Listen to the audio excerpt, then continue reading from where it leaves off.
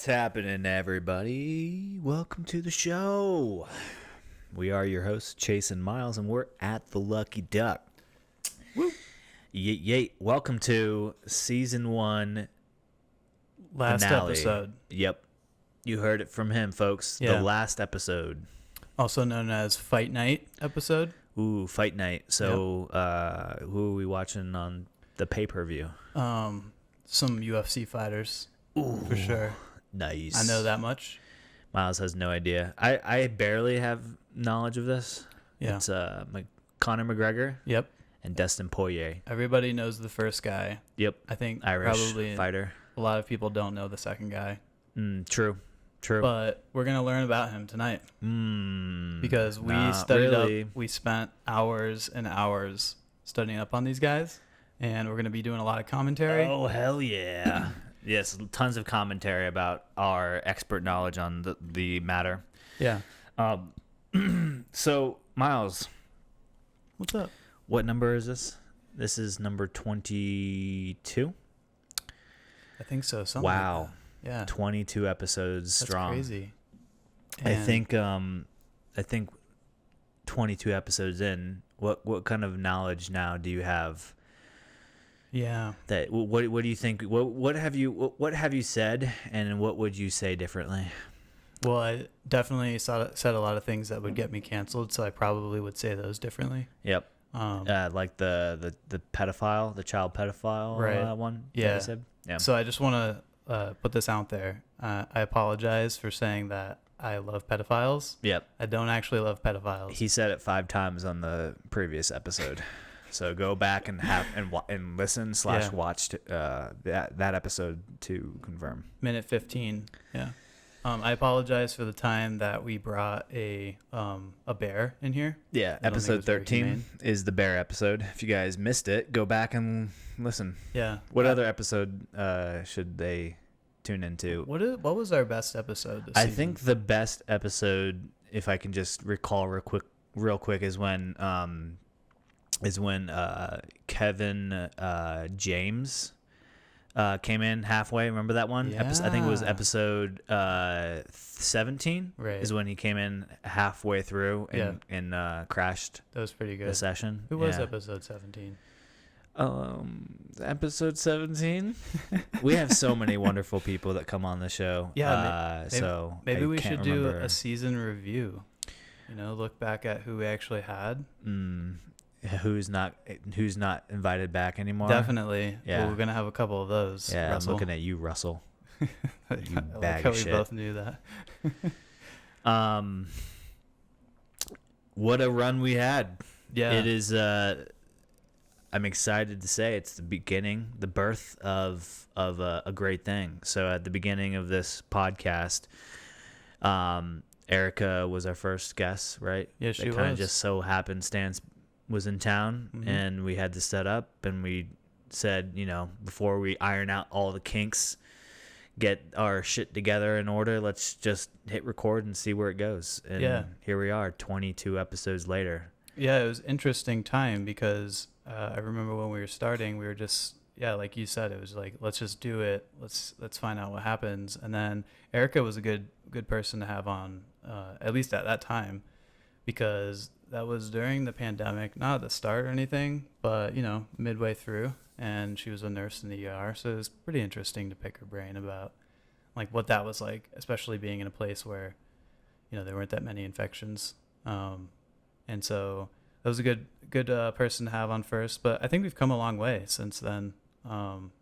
Like we threw some different things into the mix. Like we started doing the intros for a lot of the podcasts. Doing different types of drinks. Yeah. What was your favorite drink that we did? Ooh. Mine, I gotta say, right out of the bat,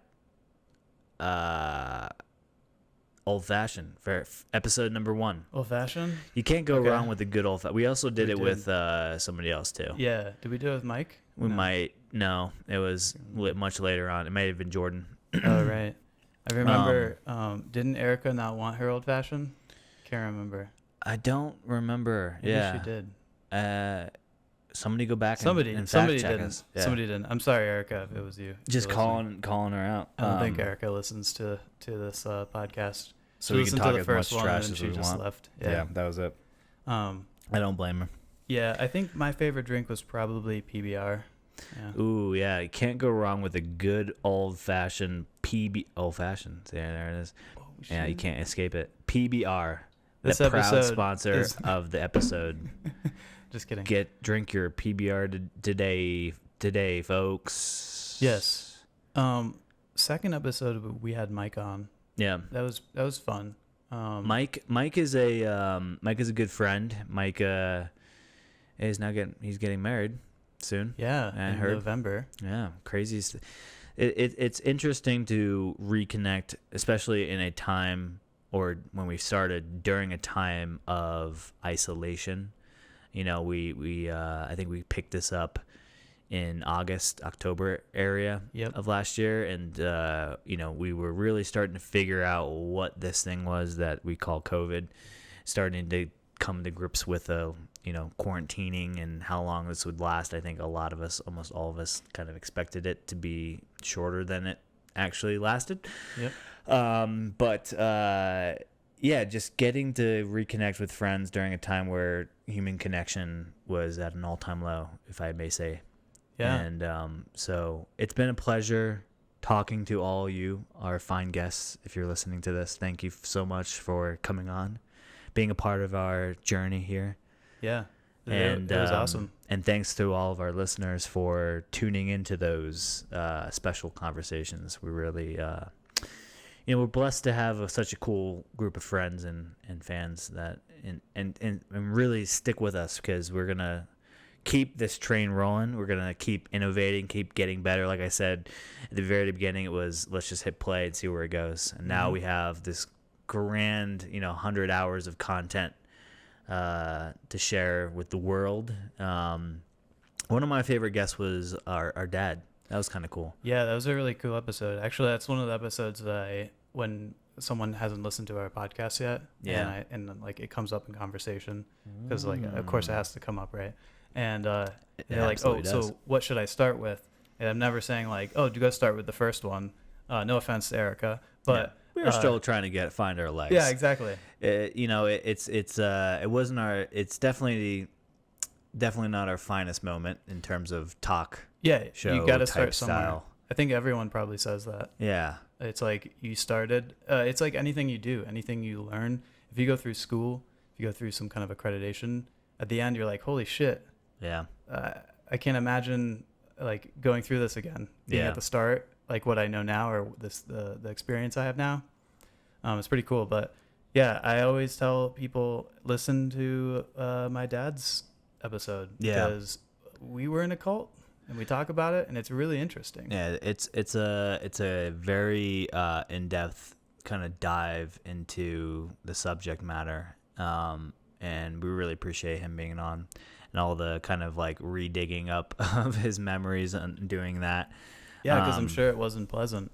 Yeah, if you're talking or thinking about your past and you're not at least cringing a little bit at it, I mean, I think that's a good sign of you growing as a person. So, there's a little bit of struggle in that when you're talking about such a sensitive topic, especially something close to you, which is like spirituality, For sure.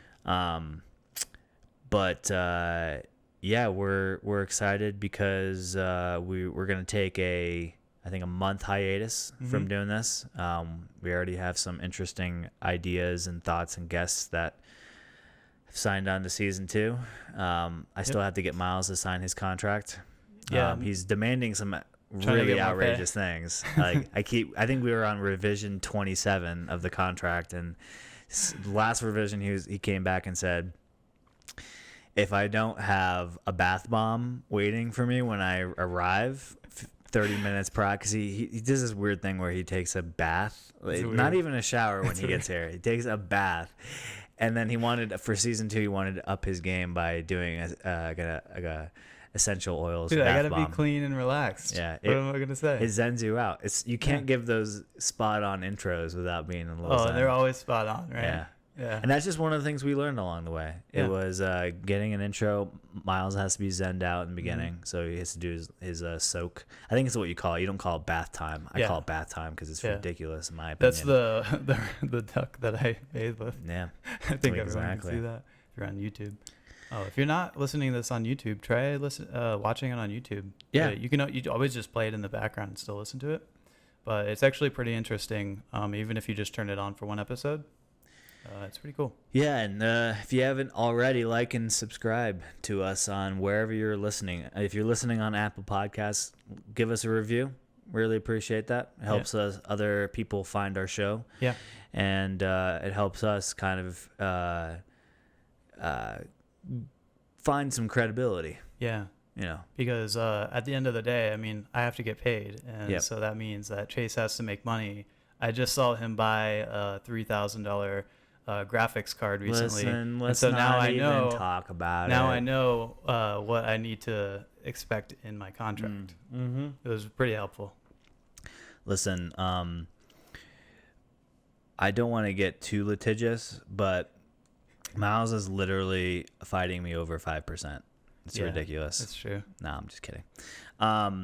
Season 2, exciting stuff. Yeah. We're gonna do some live stuff. We're gonna have some more interesting people on, and we're gonna continue to find our place in this podcasting universe. Yeah, that's true. Also, something that's going to be happening soon that will probably happen before season 2 is we have a TikTok account. We're going to start posting TikToks.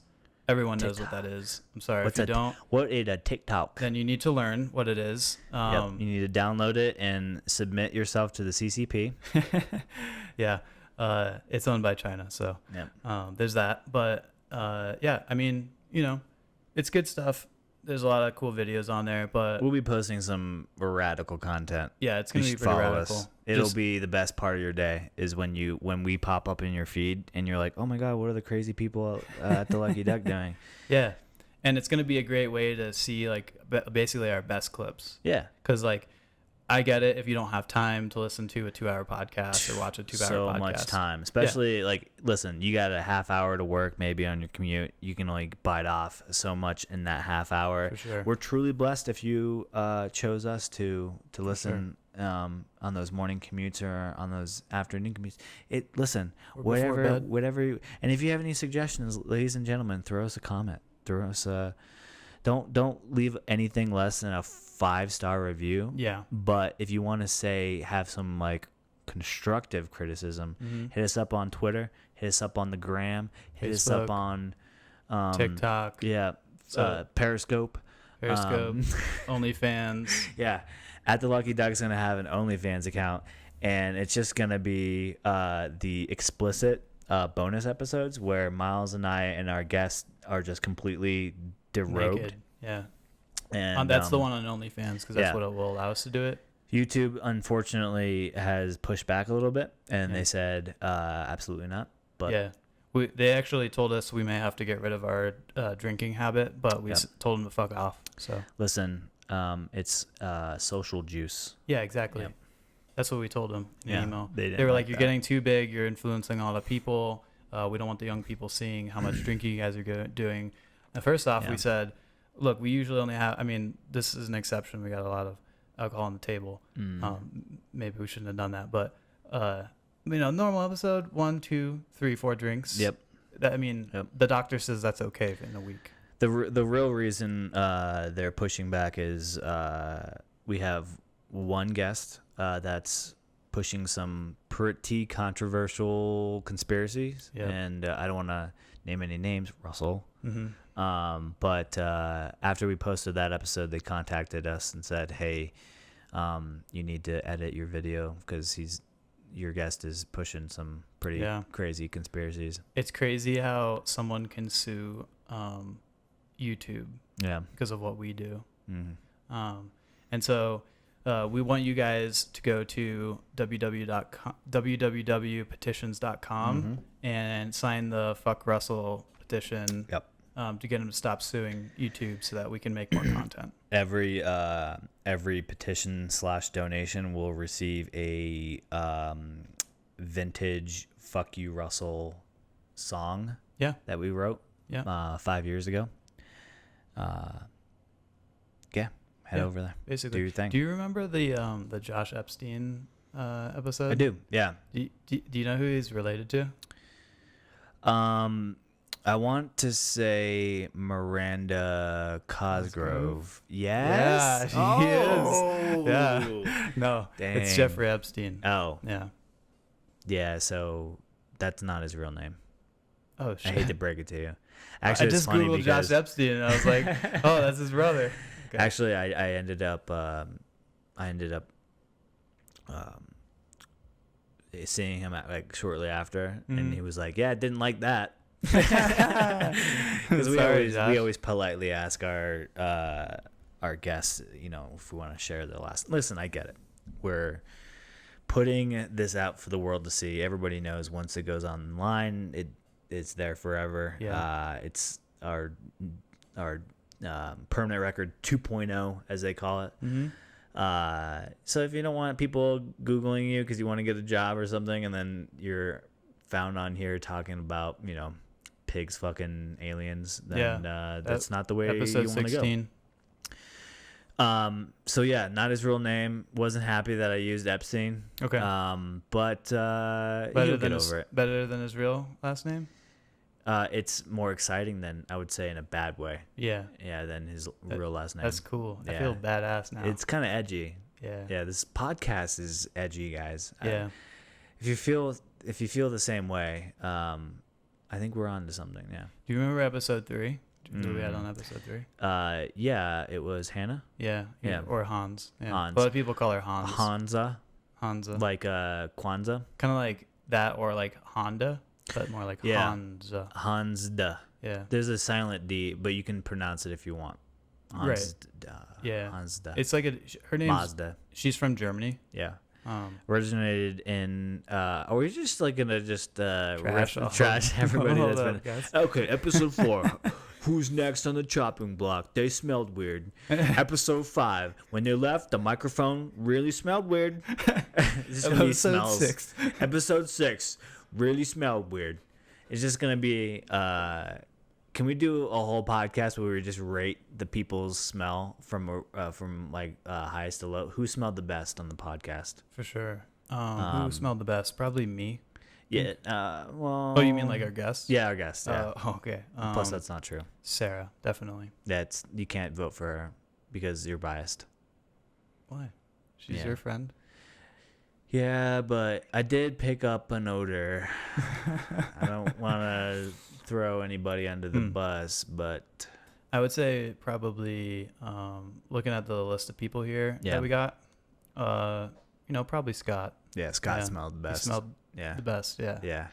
I think it might have been with the amount of whiskey that he had. Whiskey and licorice. And licorice, You would not believe the amount of licorice this man eats. Yeah. Showed up eating licorice. When he went to the bathroom halfway through, I bet he was pounding down licorice. It's got to be, because he came back and he was like... Yeah. It's the black kind too, so it's not like the Twizzler. Right. Yeah, it's fucking I don't get it. It gives off an aroma. It's really weird. Yeah,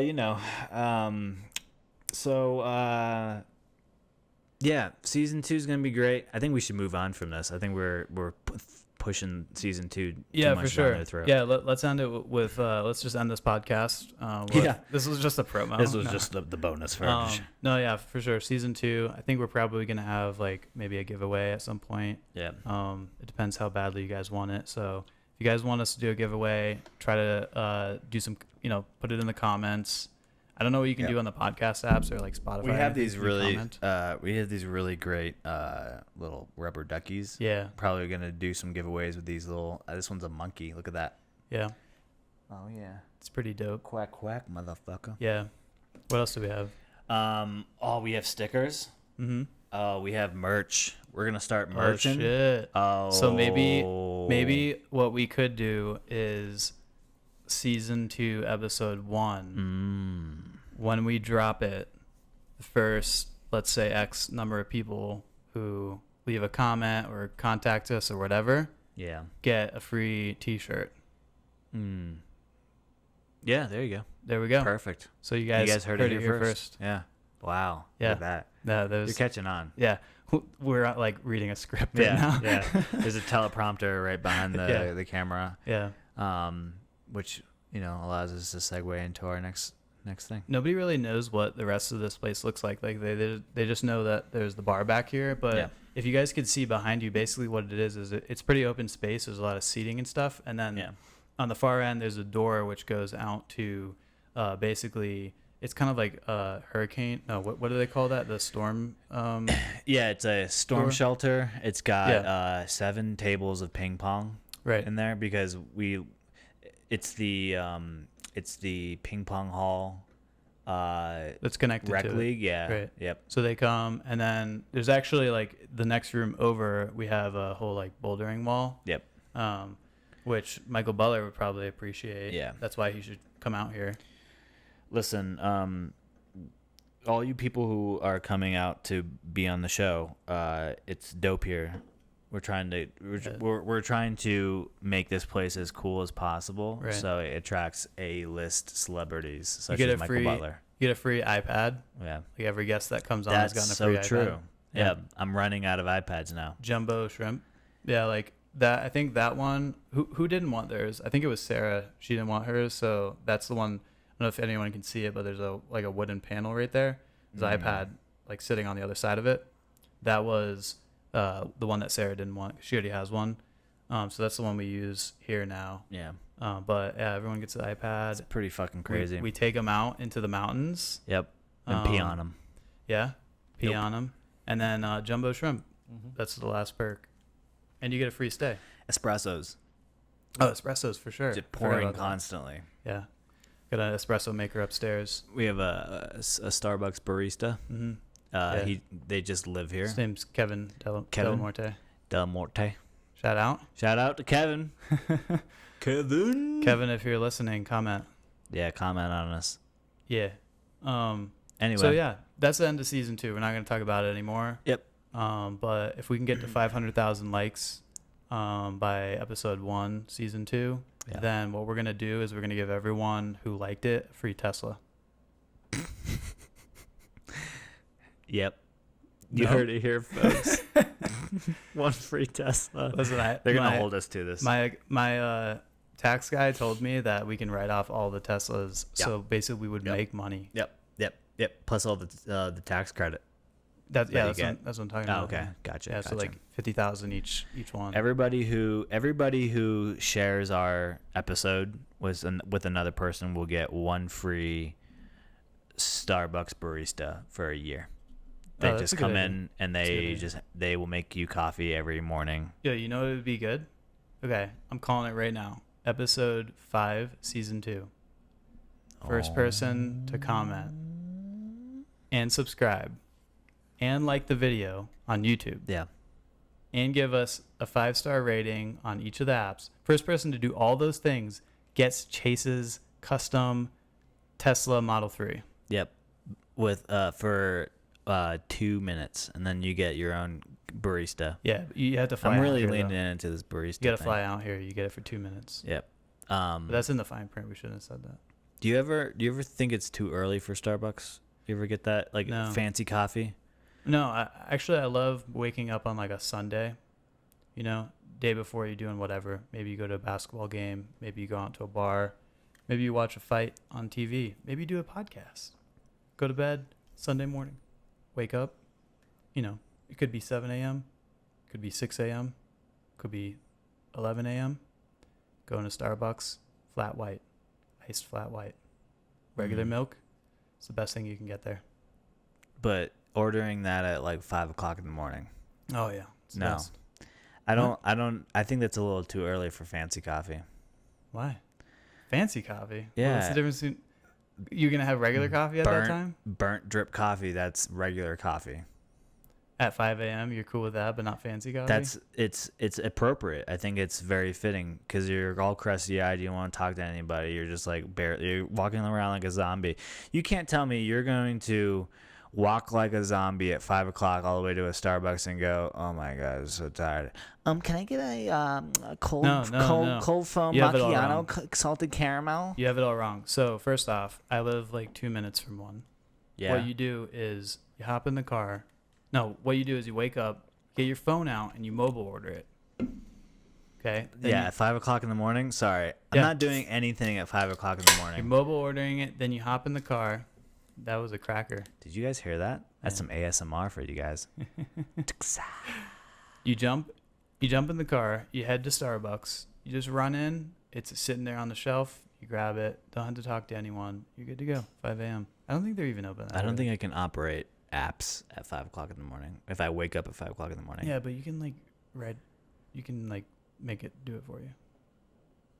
I'm sorry, what? Sign up for like auto coffee order. Can you do that? You could probably write an app to do it, but I don't think. See, that's not. You're just speaking gibberish now. That doesn't exist. Could exist. Okay. I should do that. You should do that. Auto. Well, I mean, Starbucks. You couldn't really like patent that.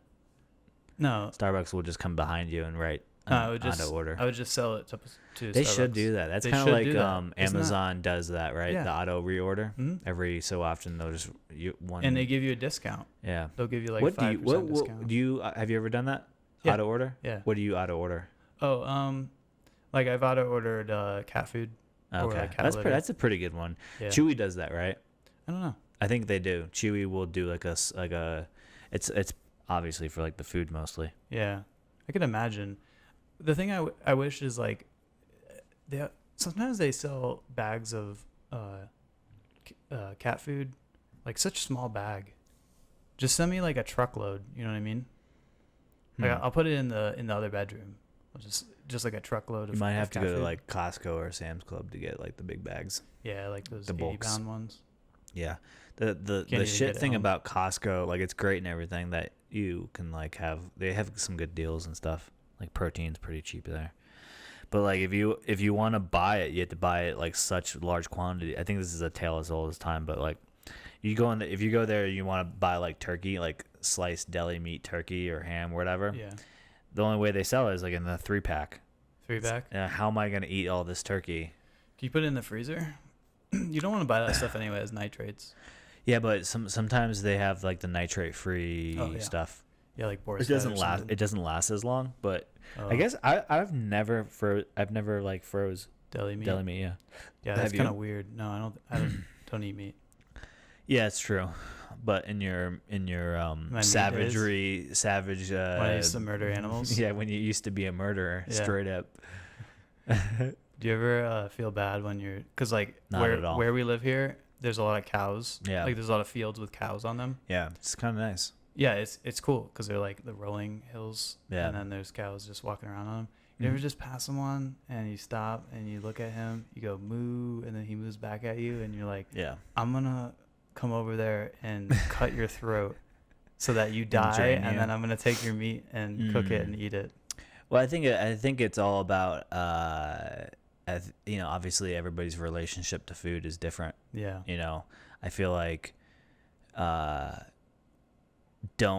not taking for granted the protein or the meat, Yeah. kind of situation. Like I know why you're a vegetarian and stuff, and it's more of an ethical reason, which it's fine. I'm not gonna parade around and argue against that, but I think it's about understanding where your food comes from, how it's kind of Right. got from animal to your table. Yeah. And sometimes you have to make exceptions to feed yourself. Yeah. At the end of the day, we're all here. We're all hunters and gatherers to an extent. Yeah. No. Or at least that's where we came from. No. I think it's fine. These days it's a little weird though. It's a little fucking weird because you're eating chicken nuggets from McDonald's. I don't eat McDonald's, but I have had the chicken nuggets, and you're like, what the fuck is this, and where did this come from? Yeah. And many times when you trace back to its origin, there's probably some ethical oversteps for sure done for sure in order to get you those chicken nuggets. It's gonna happen everywhere. I mean, like any field has those weird ethical things, like drug trials. Yeah. Have that kind of stuff. You know what's weird to me is the people who do it because of global warming, because of like the cow farts, Dude, yeah. like all the I know what you ethanol mean. that's produced from cattle. Yeah. So like if you're like at the farm and you're like there, you're probably like your body temperature is getting like warmer over time. Is that what you're talking about? Yeah, no. Oh. Do you know about this? Yeah. Yeah, like the cow farts. Right, because the Methane. Methane. Yeah. Yeah. Right. Yeah, cows are bad for the environment. Also, because they you know they eat a lot of our resources. Yes. Yes. And fish, eating Yeah. fish, Seaspiracy, right? Yeah, Seaspiracy. Yeah, don't watch it. Otherwise, Yeah. you probably won't want to eat fish anymore. I mean, I don't know. I probably would still eat fish. I mean, I a watched good, it and I still eat fish. I have a Still do. good way of like watching something, like for instance, like cows getting slaughtered and still Yeah. being okay. Like I kind of separate the two. Yeah. There's almost a ritual to eating that helps me get in the mindset of. I mean, of course, like if I had to kill my own food for subsistence, I probably would have a different approach to eating. Yeah, I can't imagine, like if you worked on the farm, right? You're the guy who actually slaughters the cows or the pigs or whatever. Like you gotta imagine they form at least a little bit of a relationship with them, right? I think there's a mutual respect. Maybe not mutual, but like there's a respect. If you're the farmer, this is your job. This is your livelihood. You almost have a pride of bringing your product to market and people enjoying it. Yeah, maybe. I don't know. All I know Some is of them just sell out to the big companies, and then you have these big factory farming operations that happen, which yeah. that's I a think whole other story. I think it's more important for like us to be healthy and happy than it is to not eat them. So like Yeah. if that's what it takes for you to live your life is eating meat, then totally do it. But if you're okay with not doing it, then yeah, I mean, don't do it. I don't know. I think they say red meat's like not that good for you. Yeah. So you can pretty much do without that. Leaner meats like chicken and fish and stuff. Well, red meat's good for you, like Is it good in for you? moderation. I don't know. Maybe. I mean, it has vitamins, nutrients in it, yeah. energy. Other things have vitamins in it. Yeah, but the Like- Beyond like Meat vitamins? stuff, the alternative. Vitamins. I don't Actually, no. The alternative is disgusting. That's the other thing. Is like I think it's probably better to eat like actual meat than a lot of the 100%. stuff That they're Beyond making. soy faux meat stuff is Yeah. terrible for you. But I did buy. I usually don't eat that stuff. Mainly because I don't eat burgers anyway. Like I just couldn't for a while, and so I don't really have much of a craving for it. But I noticed Impossible Meat, right? Mhm. They were only doing their stuff at like restaurants and places. They do it. right? They now sell it in the markets. They do Yeah. because I saw it at Target Mhm. and I thought it was a knockoff, and I was like, and then I went back to Target and I was like, there's no way that another fake meat brand called Mhm. Impossible is selling their stuff Yeah. here. There's just no way. So I bought it. I haven't eaten it yet. There's definitely no replacement to real meat. I've had like the Impossible Burger and it's fine, but it's like the episode of Parks and Rec when Ron Swanson is making his burger, and then you have what's his face making the other one. What's his character's name? Ben, you talking about? No, who is No, it? the manager or the fucking what's his name? The manager. Damn it, he's like ADD, cares about his health too Oh much. yeah, Chris yeah, Chris. something. Is that his name in the show That's too? his name in the show. Yeah. Yeah. Anyway, they do like the soy black bean burger, and then they do like the hamburger, Oh right. and he's like, "Oh my god, this is so much better." Yeah, I mean I don't know. I I get it though. Yeah. Beyond Meat just announced they're doing chicken nuggets, which, like, Sounds disgusting. don't call it chicken nuggets. Call it something else. Yeah, It's not that's chicken. the thing, right? That is not chicken, bro. No, I mean there's people have gotten fights about it. Like people who don't eat meat have gotten in fights about it, about like should you eat the fake stuff? No, it's You know what there. I mean? The fake stuff is there when you are intentionally doing the no meat thing. Right, but you And like you the meat want, stuff. but you still like it, Yeah. and you want something to like satisfy your craving. Exactly. Yeah. Yeah. It's junk food. It's Right. not great. So, some stuff. I don't know. I mean, the black bean burger You- thing is probably not too bad. You know what I saw the other day at Target? I was going through Target, and Target has like a little section now that's like the plant-based section, where they would put like vegetables and stuff. Oh yeah, right. They'll put it over there, and they make plant-based avocado dip. What the fuck does that even mean? I don't know. I saw it too. I was like, wait, avocado is a fucking plant. What are they putting in regular avocado dip? Dude, I'm gonna start selling plant-based fruit bowls. Just like a fruit medley. Bread-based salads. Plant-based fruit bowls. Plant-based peanut butter. Yeah. Plant-based jelly. Yeah. You So could. true. It's like the whole marketing scam of like all natural. When something says it's all Right. natural, they don't actually. There's no criteria they have to meet in order to be able to use the word or phrase all natural. It's quite literally just they can, like, you could say I could make something completely well, and then the whole thing is like, what's natural? This microphone was mined from. It was created using alloys, metals. Yeah. That's a natural thing. You Mhm. call this microphone all natural. Yeah. Quite literally, to our I guess acceptance of the language, is not natural. Well, everything is natural. Yeah, I think that. Yeah. But then when you call your product all natural, that then in that logic gives it no added value. Yeah. I think if you actually want to call something all natural, it has to be non-processed. You know Like what I mean? whole food. Yeah. So like, buying lettuce would be like Yeah. it's not processed. A carrot, Buying carrots. Yeah. apples. Right. But like bread is processed. Yeah.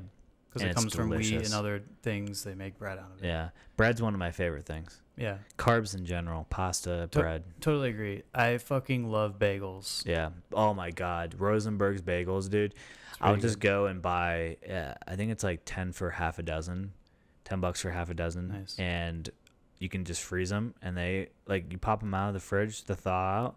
Bagels are so good. So fresh still. But you know what's weird about bagels? Mm. Like last year or the year before, I can't remember. I did a no sugar November. Yeah. Except it wasn't November. It was just like a month where I tried doing no added sugar Yeah. just to see what it'd be like. Because people say things like, "Oh, when I did this, like it changed how I felt. I wasn't tired anymore, whatever." Yeah. Right? Had more energy. So it's like, okay, let me just try like no added sugar. It's supposedly bad for you. Yeah. Terrible. Yeah. So I try, and like I don't normally consume a lot of added sugar. Like I don't really drink soda anymore. Mhm. Don't eat a lot of candy, stuff like that, like ice cream.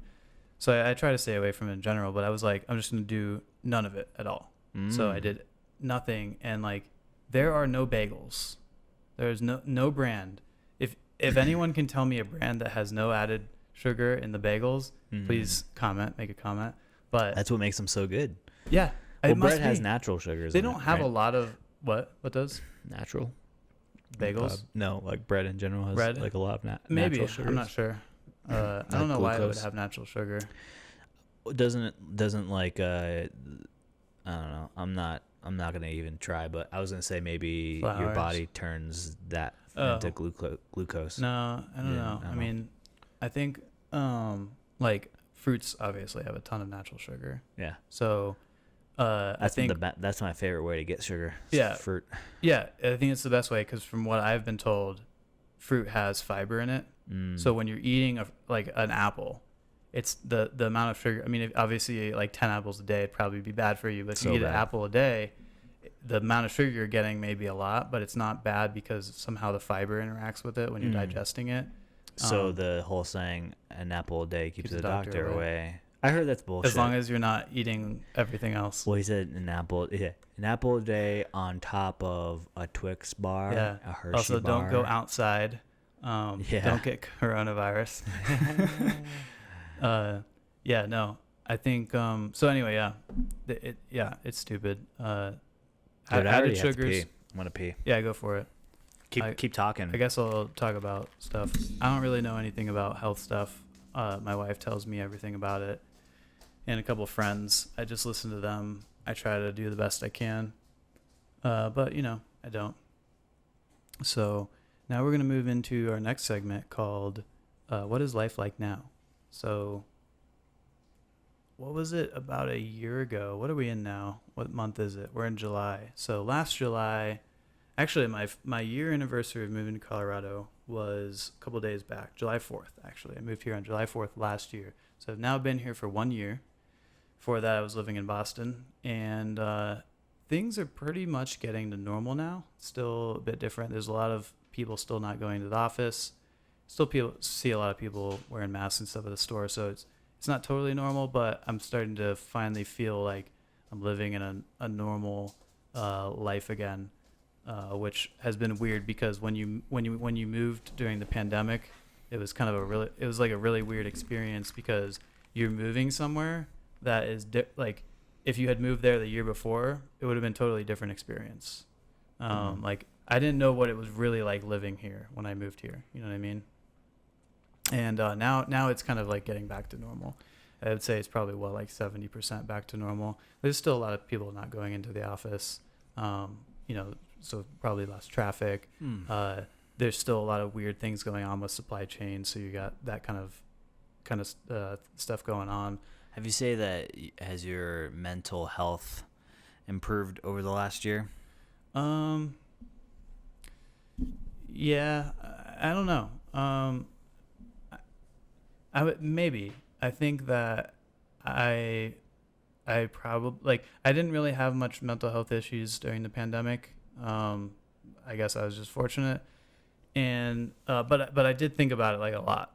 It made me feel pretty afraid. I guess I would say I was more afraid and had anxiety than anything, just because afraid for family, afraid for society, and there was more than just the pandemic, like the whole political stuff that was going on. Oh yeah. That still kind of goes on, just like crazy people. Kind of like how the number of people who died on Independence Day, which is supposed to be a celebration of our country, stuff like that. It's just been pretty shitty, but it's started feeling better. Every day I go out,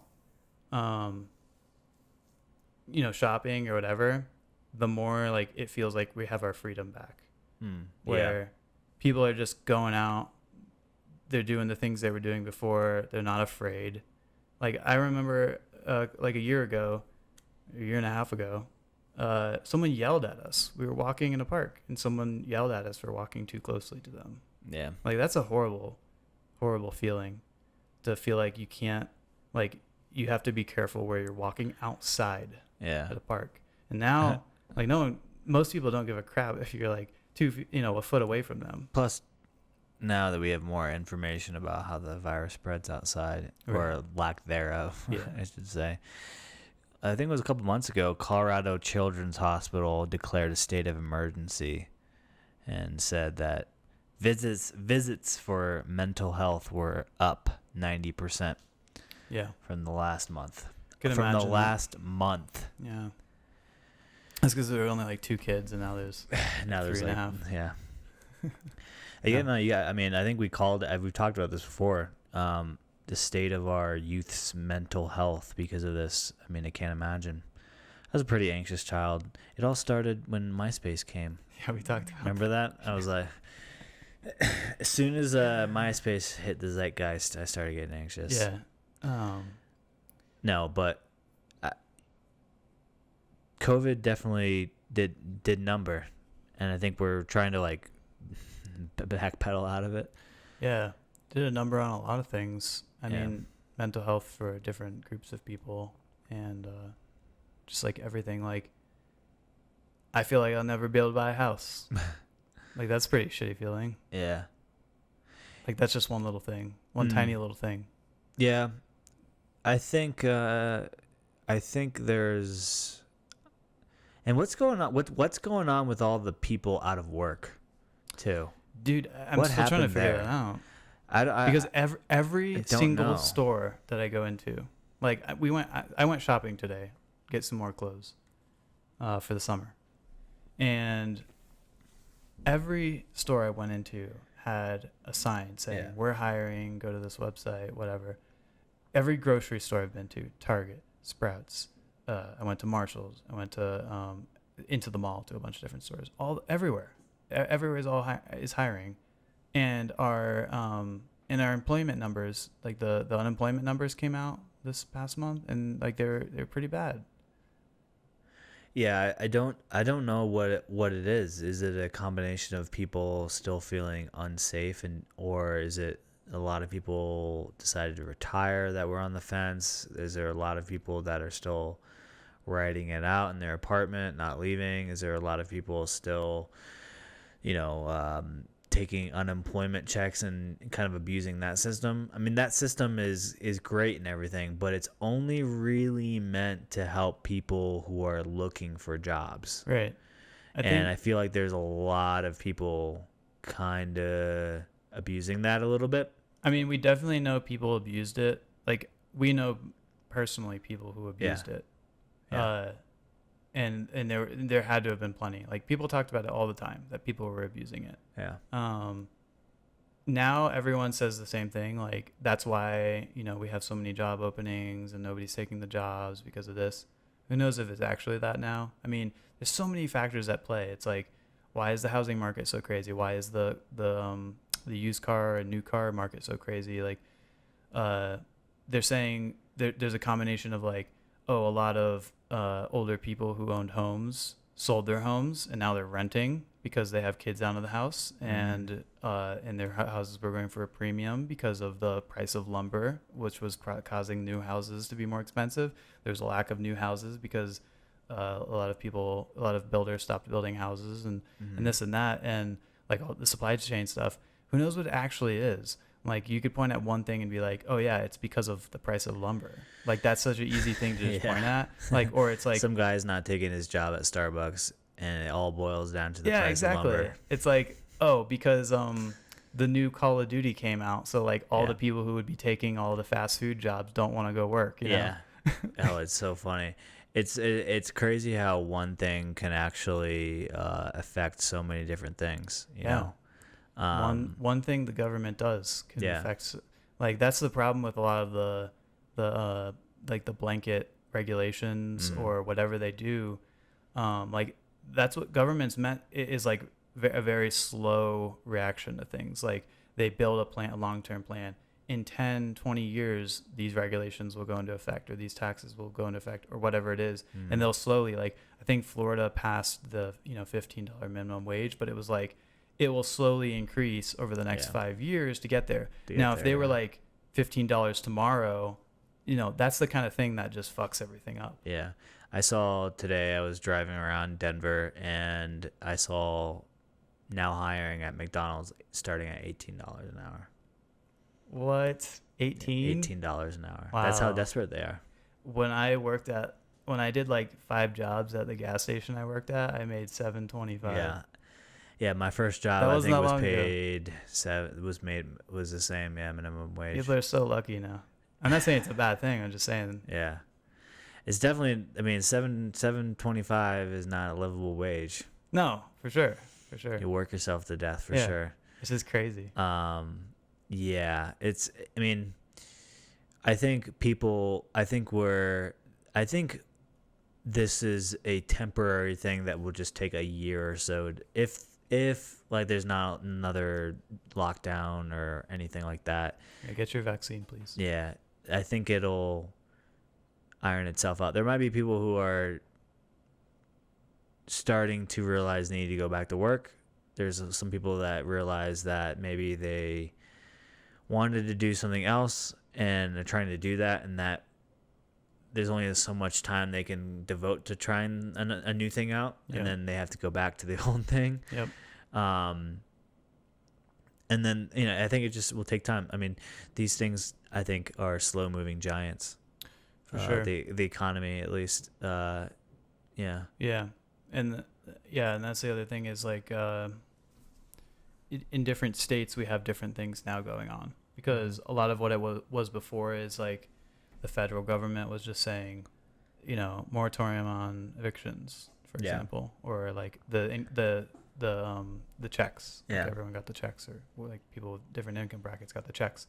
Now it's like, okay, most of that stuff has ended, the federal stuff. Now it's like some states are like still doing the moratorium, and some states are still doing the unemployment, like the extended unemployment and stuff like that. So it's going to be kind of interesting to see how that affects like their long-term financial issues. Like I think California allegedly made out pretty well from the pandemic because they got a lot of money from like pension bailouts and stuff like that. They're still the number one economy, right, in the United States. Yeah, they get a lot of shit, but they still pumping out money like crazy. Exactly, yeah, because they have the biggest businesses there. Like tech is the biggest business, and it's all there. I saw it was like some guy from Texas was like shitting on California and how terrible it is, and they're like, well, we're the number one economy. I don't know what to tell you. Like, yeah, but even so, I mean, just because you're the number one economy doesn't mean it's problems. good. They have their problems. Yeah. What about big tech? That's interesting because that's something that a lot of that culture and a lot of that industry is starting to branch out into other states, right? Like you have Amazon picking its second headquarters, which was a big deal. Yeah, that was huge. Yeah, you haven't heard about that in a while. It was like, did they ever decide where they're going to go? It was like Virginia or something like that. I think is where they decided. But what's just so shitty about that whole thing is, I mean, I know there's like a delicate balance between boosting business in your local economy, whatever, like giving tax incentives to companies or whatever. Amazon does not need tax incentives. That's the thing is, Amazon, the reason Amazon is so as big as it is because it's been able to take advantage of all of those things. Yeah. Those are meant for like smaller businesses to grow. They're not meant for monopolies to continue to basically anti-compete other businesses. Yeah, or in an example of Tesla, where it's like the government wants to incentivize EV to curb global warming or whatever. Right. There's that, but Amazon doesn't need to take our tax money. People don't understand that. People don't understand the ramifications of that. Amazon is literally dipping into the American people's wallets to fund their operations via tax credit. Yeah. People don't understand that though. No. Also, Tesla would not be profitable without tax incentives. Right. If today you said, okay, the U.S. government is going to stop giving the taxpayers money to Tesla every time they sell a vehicle, Tesla would be bankrupt in like 2 months. For sure. Yeah, because less people would be buying vehicles. Yeah. They wouldn't get the EV credits. Yeah. They'd be making no money. They'd be losing so much money. Yeah. It's Walmart's another classic example because Walmart has some of the lowest paying jobs, or did. I don't know if they do now because of the whole minimum wage thing, but they had like most of the lowest paying jobs in America. And those people are the people who use all of our social systems that people in those situations need. And so they're basically double dipping because they're paying people low, and those people are basically taking back money from our government, which Walmart pays into. How do you feel about the conspiracy about COVID causing these big companies to become bigger, and the lack of like effort on their part to help at least do something about it? Because you got to think like Amazon, who made the most money out of this whole fucking debacle. Yeah. What is incentivizing them to help out? Help out? Yeah, I know it's not their duty to help out, but when you have such reach and such market equity, don't you think there's a duty for that company to kind of give back, or at least, hey, help out the country that's giving you the most tax credits? Like Yeah. the country that's keeping your company running. Right. Uh, I mean, yeah, Amazon, I think it was in like an extremely good situation. Like most of the tech companies were, yeah. because they're already at the COVID-proof. bleeding edge of what we have. Yeah. You know what I mean? Yeah, future proof. And so like a company that ships you things is going to win out, because no one wanted to go to the store. No one wanted to go anywhere to get their stuff. So it's like that they had the best possible situation any company, I think, except for mask makers. I think manufacturers of masks and PPE, Not they're anymore. probably second. Yeah, not that's the thing, is like you In go to other the store countries, now and you see the masks for sale, and Yeah. you're like, nobody's buying this. Nobody. Who's buying that? Yeah. So whoever made unless those you're is losing traveling, out. because you have to wear one when you still go to the Yeah, airport. that's true. Yeah. There's this podcast called Mother Hacker. Have you heard of it? It's No. a Gimlet Media. Shout out to Gimlet Media. The podcast, it's a audio drama about a lady. There's this company called Meridian, and they offer like Echo products, Echo like products, like Amazon Alexa products. Sure. Okay. But they call it like the Mary. And in the first episode is about this lady who gets herself into these phishing schemes. Like she gets phished for money, and then she gets a call. Her husband or separated husband's in a rehab facility, and she gets a scam call saying your husband's OD'd, but we need $12,000 in order to give him care. Okay. So she just wires them $12,000, and then she finds out that was a scam. Anyway, she starts working for them, the scamming company, and she ends up, spoiler alert, finds out that this big Amazon-like company, it's very obvious in the show that they're supposed to be representing Amazon, called Meridian. They ended up creating a virus that, like, COVID infects the entire world, big pandemic, and then they end up creating a vaccine or a cure for it. Yeah. Same company. Yeah. People don't realize that they've been spreading this virus in the bubble wrap. Right. So they put the virus in the bubble wrap. Okay. Smart. Yeah. And so they can easily, by shipping people overs, I guess we had to switch over, huh? Do we? The prelims have ended. Stream UFC 264 main card live now from the ESPN Plus tab. So let's figure that out. Anyway, it's a riveting story, and it was like here we go. It was so creative the way that they released this after COVID hit, and so it was their way of like integrating what's happening in the real world into their world and giving it an explanation. Yeah. Because that's what people are now wanting to know, how the fuck this happened, right? Right. Like the whole lab leak theory is a big thing now that everybody's talking about. Yeah. And I mean, you pretty much got like three theories. It's like either it came naturally, China built it, or China accidentally built it. Yeah. I think it's more likely that it just kind of accidentally got leaked out. Yeah, I have no idea. I thought it was kind of interesting. This whole process has made me less and less confident in our government for a couple of reasons. Yeah. One would be, I think our government, both parties, completely botched, like, the response to it.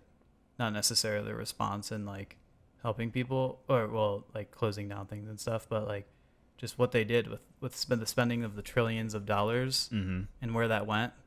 Are people better off now? No. Yeah, no. But a lot of businesses are better off, right? Yeah, I mean, it's and hard we to have ignore much that more it debt, helped. and there's inflation and this and that. And I think that it was just like they were just throwing Band-Aids. It's like what people wanted. you had people crying on Twitter, "Where's my fucking stimulus check Yeah. that I deserve?" And the government was like, "Yeah, we're getting it to you as quick as you can." It's like, no. I mean, they had by the time they got through the first one, they had a year to figure out what they should do, and they did the same fucking thing. Mm-hmm. And they did. I don't know. I think there's that. Like, they just don't know what they're doing. I mean, they're shooting wherever they can. They're just doing what people want to hear right now. Yeah. And they're not really thinking about the long term. So there's that. The other thing is, the whole thing, like, oh, you shouldn't wear masks, then you should. Like, that's a huge example everyone brings up. So can you just settle it for us right now? Do masks work or do masks not Can work? I settle it? Yes, they do work because no, I have no clue. I mean, what I could say is that I got sick from someone who was wearing a mask. Yeah. So It works. It doesn't work. It's Maybe not really our place to say. Yeah, but I will be very cautious about anything that with this whole Delta variant coming. Right. People are very worried about another lockdown, right? Yeah.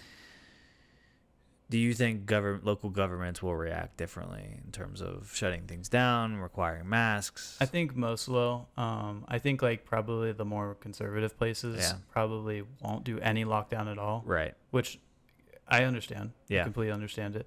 I think some places like maybe California I think California's already starting to do it. I think they did a recommendation. They didn't actually mandate. I think kids in school have to wear them. Like a mandate? I believe so, yeah. Really? I think that was like yesterday or the day before, because they want it to be like, they don't want some kids not to wear them and some kids too, the ones that have been vaccinated. Thing is, like, are we trying to set an example? Like, what are we doing here? Yeah. Type of thing. Right. And that's the other thing is, like, I mean, this annoys me to the end of time. It's like, I see article after article, cases are surging. Right. And I tend to ignore those headlines. Yeah. You just skip past them now. Yeah. Then you're like, oh shit, like, what's going on? Yeah. You go look at the numbers, and we're still as low as it's fucking ever been. Yeah. As low as it's ever been since the beginning of the pandemic. Yeah. Here's the thing is, do you want to know what's going on, and do you want to be informed? On the other hand, you have to be aware that these companies like CNN, Fox News, and MSNBC, they're playing into your fears. Like, there's in COVID, in political unrest, in racial equality, all these things that they're trying to ramp up their side of their demographic, or who they're preaching to. Yep. To get them to care more about it, or not care more about it, but be more attentive, to tune in more often, because if you're more passionate about something, or you're fired up about something because they said something in a certain way, like cases are surging. When surging is a pretty explosive language to say. Right. Or to use to describe the situation, in our opinion. It's all opinion based. That's the thing, is like, you could take it one way or the other, but clickbait's clickbait. I mean, it is what it is. But like, what's so troubling to me, and I just found out about this, and I've been talking to Michael Butler about it, is, have you heard of ivermectin? This drug. Was it the Alzheimer's one? We might get like pulled off of YouTube for actually talking about this, but. No, it's not. It's a it's a drug. I can't remember what they originally made it for, but they've been using it to treat COVID-19 with a lot of success. But it's not. It's an older drug, and the patent for it has expired. So these big pharmaceutical companies can't make a lot of money off of it, because you can just make it's like Tylenol. You can just anybody can make it. I can make it. Yeah. And it's. They've run the numbers on it. It said if you give this to the entire population, like, you can literally like expire the virus. Like the I'm gonna butcher this, but the the rate of which a virus spreads is like an RN number, right? Mm-hmm. Well, this, like, when you have like a lower than like a certain number, it starts to wean down, right? Right. Well, this medicine causes it to wean down to literally extinction levels. Okay. But the FDA isn't approving it for use, and these other all these other companies are not using it because it's not profitable. And the government has just they just announced like 1.5 $2 billion plan to find more cures for COVID. Oh, I'm sure. Or discovery of drugs for cure COVID, like a pill or something, like past drugs, current drugs, future drugs type of situation. When there's a drug right here, people are talking about it like constantly, That's and they're being silenced online for talking about it. Wow. It's called ivermectin. Yeah. Huh. And not a lot of people actually know about it because it's not profitable to talk about or use. Yeah.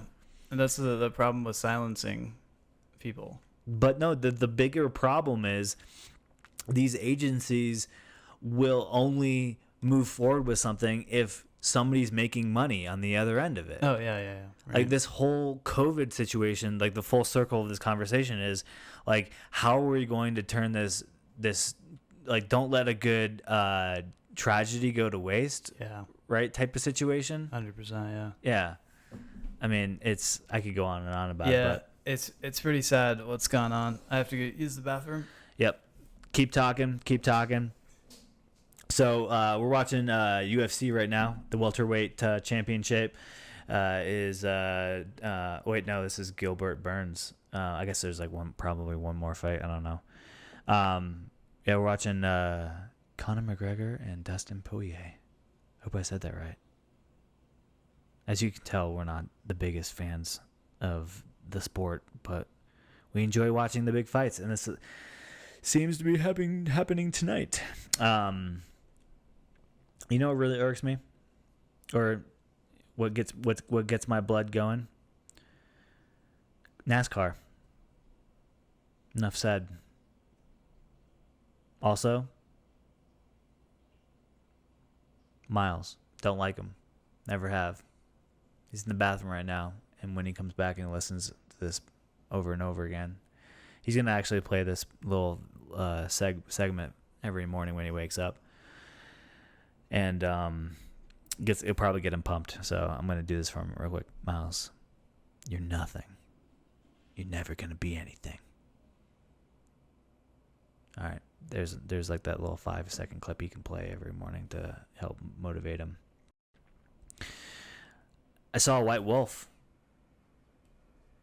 the other day. I was driving back from Palisade, Colorado, which is good time. A lot of wine, a lot of peaches. They're known for the peaches. All you Georgians out there, I know you're like, what the fuck? We own the peaches. You don't need more. Pretty good peach. I had it. Pretty good. When I bought it, it wasn't ripe yet, so I had to let it kind of sit for a couple days. Then it ripened up. That's the problem. Ate it. It's very juicy, very good, very sweet. Kind of what you want out of a peach. I was about to I just told the audience. I saw a white wolf in Silverthorne. What? Yeah. So I was on my way back from Palisade. It's like a 3-4 hour drive, and I had to stop. I was driving my Tesla. So I stopped in Silverthorne, a little more than halfway, to do a quick 15-minute charge. And so I parked the car, plug her in. There's a Starbucks. You know where I'm talking about? Yeah. That Starbucks there, right there. So we walk from the car, which is like, I don't know, 100 feet away from the Starbucks. We walk over to the Starbucks. Dude, right next to us, walks through the parking lot a white wolf. What? Yeah. How did you know? It was massive. It was massive, yeah. It was not your average dog, and it was kind of dirty. Yeah. And I was like, what? Dude, literally, it was like walking like it didn't belong there. That's crazy. Were people staring? Or was no one around? It was pretty early in the morning. There wasn't a lot of people around.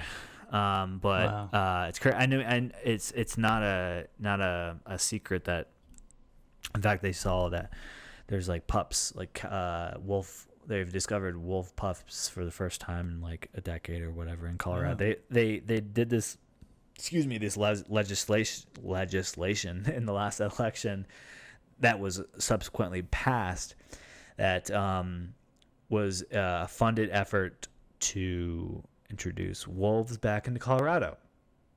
And I guess they're having overwhelming success because they've spotted Because they're pups. walking near Starbucks. And I saw a all white one walk right past us. It was nuts. It was kind of surreal. That's crazy. Yeah, right. I saw a coyote the other day, but that's not the same thing. No, they're like skinny, scrawny looking rats, Yeah. like oversized rats. Yeah. Well, eat your dogs. I don't let my cats out. They like to go out in the deck. There's a at sign night. over one of the parks near us. Yeah. There's a sign that says like not to walk alone because of the coyotes. Really? Yeah. You think a coyote could fuck you up? Dude, if you're a smaller, older person, I think so. Yeah. What about you? If you're walking, just say like scenario A is you're walking alone in the park and all of a sudden you're approached by a coyote. If and it it seems aggressive, it's coming at you, Yeah. it's barking. What do you think? So You can I'm punch thinking, it? Like, I'm in the thinking throat? if it's just that one, it's not a pack of them. I'm thinking that it's probably like I could scare it off, What if it doesn't? So I would for sure kick it as hard as I could right into the face. Yeah. I would imagine at that point it's probably gonna scare off. If it doesn't, then I'm gonna pull a whatever that dude's name was who choked down that mountain lion. Oh, nice. Yeah. I'm gonna grab You're it, gonna channel that energy. Yeah. grab it right by the neck, and just squeeze. Do some Brazilian jiu-jitsu on it. Yeah, do one of those. Armbar it. What do they call it that the cops do? That they've outlawed. The you know what I'm talking about? No. They grab him by the neck. Oh, yeah. Chokehold. Oh, chokehold. Yeah, Yeah. you can't do chokehold. Yeah. I do that. Probably a good move. Yeah. This that- isn't Dustin Poirier, but this is Chris Moutinho. Okay. All right. So what's he doing? This is a welterweight division. All right. Yeah. So how many fights do they do before? I don't know. The main card just started. Yeah. I guess that's there's like a list of main card fighters, and then the main event is like Interesting. the end. I like those flip flops. I like his hair. This guy's rocking some like neon green hair. Yeah, he's good like for him. buzzed on the side. He has a little bit of Pretty badass. He's a mullet. Yeah. So I have this game that I was thinking we could play. Okay. It's called Devil's Advocate. All right.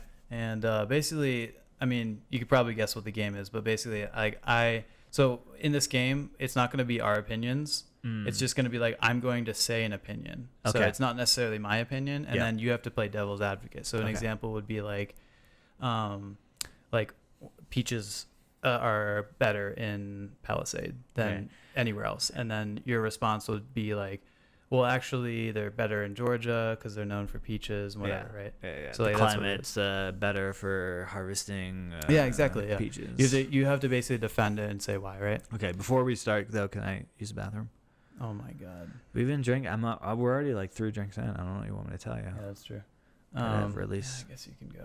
Okay, fine. Shh, I'll be back. Don't look at my notes though. All right. I won't. I won't cheat. I know he read them beforehand, so it's okay. This is all scripted anyway. Every episode, except for the first one. But yeah, this is gonna be a fun game. I think we're gonna maybe do more stuff like this. So if you guys like the games, if you like anything we do, let us know. We're gonna do more of that. But yeah, this is definitely a last episode, and it's kind of sad but cool at the same time. I'm pretty excited for the next season. It's gonna be really fun.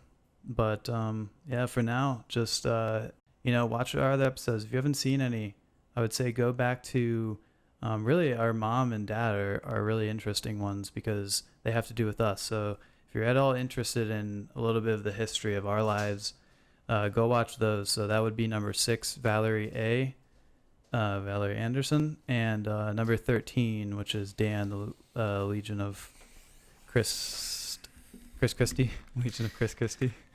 Yeah, you're putting too much. Our lives aren't that exciting. No, they're really interesting. So if you want to get a little preview of like a little bit, I mean, that was just like when we were really young, but go back to those. At some point, we'll talk more about the rest of our lives. Should I pop open some of this Jefferson's Ocean Aged at Sea? For sure, go for it. So talk about this whiskey a bit. Yeah, so Miles, on, ready? Get this ASMR. Oh yeah, Oh, you guys like that? that's so good. Oh, I know all you audiophiles out there are creaming your pants. So it actually says "Happy Birthday, Chase" on the bottle on the back. It's very nice. Thank you, Miles. Oh, yeah. Miles and Sarah ended up getting me this fine whiskey. It's a blend of bourbon and very small batch. Yeah. So apparently they stick these barrels on a boat and they age the barrels at sea. Yeah. And so I don't really know what that means other than, I guess it depends on the climate of which they sail. I guess the Obviously, barrels rock around more, right? The climates, yeah, I guess there's a swaying nature to a boat. So Yeah. I'm sure that affects it in some way or another. Should be interesting. Yeah, Jefferson's Ocean aged at sea. Doesn't say how long it's aged, but I think for a whiskey, it's at least a year. So this is the first time I'm trying it. Yeah, so you got to get all the notes, all the butterscotch caramel, Yeah. all So the notes. They do A B C F A C E. Yeah. Cheers. Cheers. Clink. All right. Give us a moment to really just Ooh. get into this fine beverage. Oh yeah. You sound like the monster from that TV show. Which one? The cartoon on Netflix. Oh yeah. What's it called? The cartoon on Netflix. Which one? With the hormone monsters. I forget what it's called. Big Mouth. Big Mouth, yeah. I'm your hormone monster. That was bad. Oh yeah, baby. My little tortellini. Yeah, that was pretty good. Damn, that's really good. Yeah. There you go, ladies and gentlemen. Yeah, so let's get back to this game. What do we? Okay. So what's the? Give me the first Okay, yeah. statement. I have some prompts. Okay. Okay. So here's the opinion. Okay. Okay. Opinion. Give me a hot take. Yeah. We should all do our part and get the COVID vaccine. Okay. Hear me out. Okay. Probably not all of us should. Maybe the young kids who I don't think FDA has cleared the vaccines for kids under a certain age, right? Probably they shouldn't get the vaccine. Okay. So they're probably not as vulnerable as our older population is. Yeah. Yeah. Okay, that was a good one. And I'm giving you these ones. Yeah, sweet. Okay. Also, don't know if that's true. I'm not a doctor, so we're probably gonna get shut down on YouTube. Like they're giving vaccine advice. Yeah. As soon as you say COVID or coronavirus or vaccine, flagged. they shut you down. Yeah. Thanks. This is America. So okay, cool. You did pretty good at that one. All right. Let's give like a little bit more, A little harder. a little strong answer. Okay. All right. Okay. So, global warming exists and it is a tragedy. Devil's advocate. Is it a tragedy yet? Okay, so we have a global warming denier over here. Yeah, I guess you could say there's been. I mean, all of the animals that are going extinct due to global warming. I guess that you could call those tragedies, but I think relative to what is to come of global warming, I think in 20, 30, 50 years you could call that a tragedy compared to today. I think we have very little time to react to reverse the damage that we've done. I just saw the other day that Las Vegas is posed to beat their all-time record of heat index or heat temperature in the state, and that was like 117. Yeah. So you don't think that like the 24 people who lost their lives due to the excessive heat caused by global warming is a tragedy? There's over 100 people in Seattle or in Washington or Oregon, one of the Pacific Northwest areas that died because of the heat wave up there. Yeah. Listen, I'm saying that's all relative. If we're comparing 9/11 to the 100 people that died in the heat wave of Seattle 2021, I'd say 9/11 is a tragedy over that. Okay. Also, just talking in general about people dying. I mean, one life is too many. That's a tragedy of itself. But again, if we're talking in relative terms, Okay. devil's advocates could say that there's levels to the tragedy. All right. Good. Okay. Haven't been canceled yet. So not only do we have an anti-vaxxer here, but we also have a global warming. Wow. Anti-global warming person here. Okay, here's another one. We should never eat cats or dogs. Devil's advocate would say, depending on the situation. If we are in a situation where food is dire, and we have to start killing off livestock to survive, eventually down the line, after you kill the cow that you had one cow left, and you're moving down the chain of viable proteins to nourish yourself. So basically, I think what you're telling me is you have to kill the cat. You have to kill the cat. Is that you're okay with eating your animals? Oh, wow. I think the point that you're trying to make is how ridiculous some of these accusations of statements could be, where you could take what I say out of context a little bit. No, I'm not making that point. Yeah, I know. I'm just saying. All right. I like kids. Keep going. Yeah, you did a good one there. A good one. I mean, I set that one up. I had in my notes here. I was like, this is what he's gonna say. Oh yeah. Response, you're like, yes, I know. I have no rebuttal to it because it's good. Rebuttal. This is the game's built for this. Okay, so okay, fair I'm gonna enough. move on to the next one. All right. Donald Trump instigated a riot and told the big lie. The big lie? Yeah. yeah, he did tell a big lie. Devil's advocate, you could probably say, to argue that, not saying that I agree with this, but you could say that legally he did not. Did not what? Instigate a riot. But did he tell a big lie? Yes. And But still you're to this devil's day, still believes that he won the lottery. That guy's fucking nuts. He's nuts. The guy fighting or Donald Trump? Donald Trump. Yeah, the guy fighting on TV is nuts too. He's got whacked in the head. Both anybody who stands in this octagon is nuts to a degree. The one guy has green hair. Have to be. The other dude has like white or gray hair. He is white. Do you think he's cultural appropriation in this hairstyle? I don't know. I don't know what his ethnicity is. Yeah, it's hard to tell.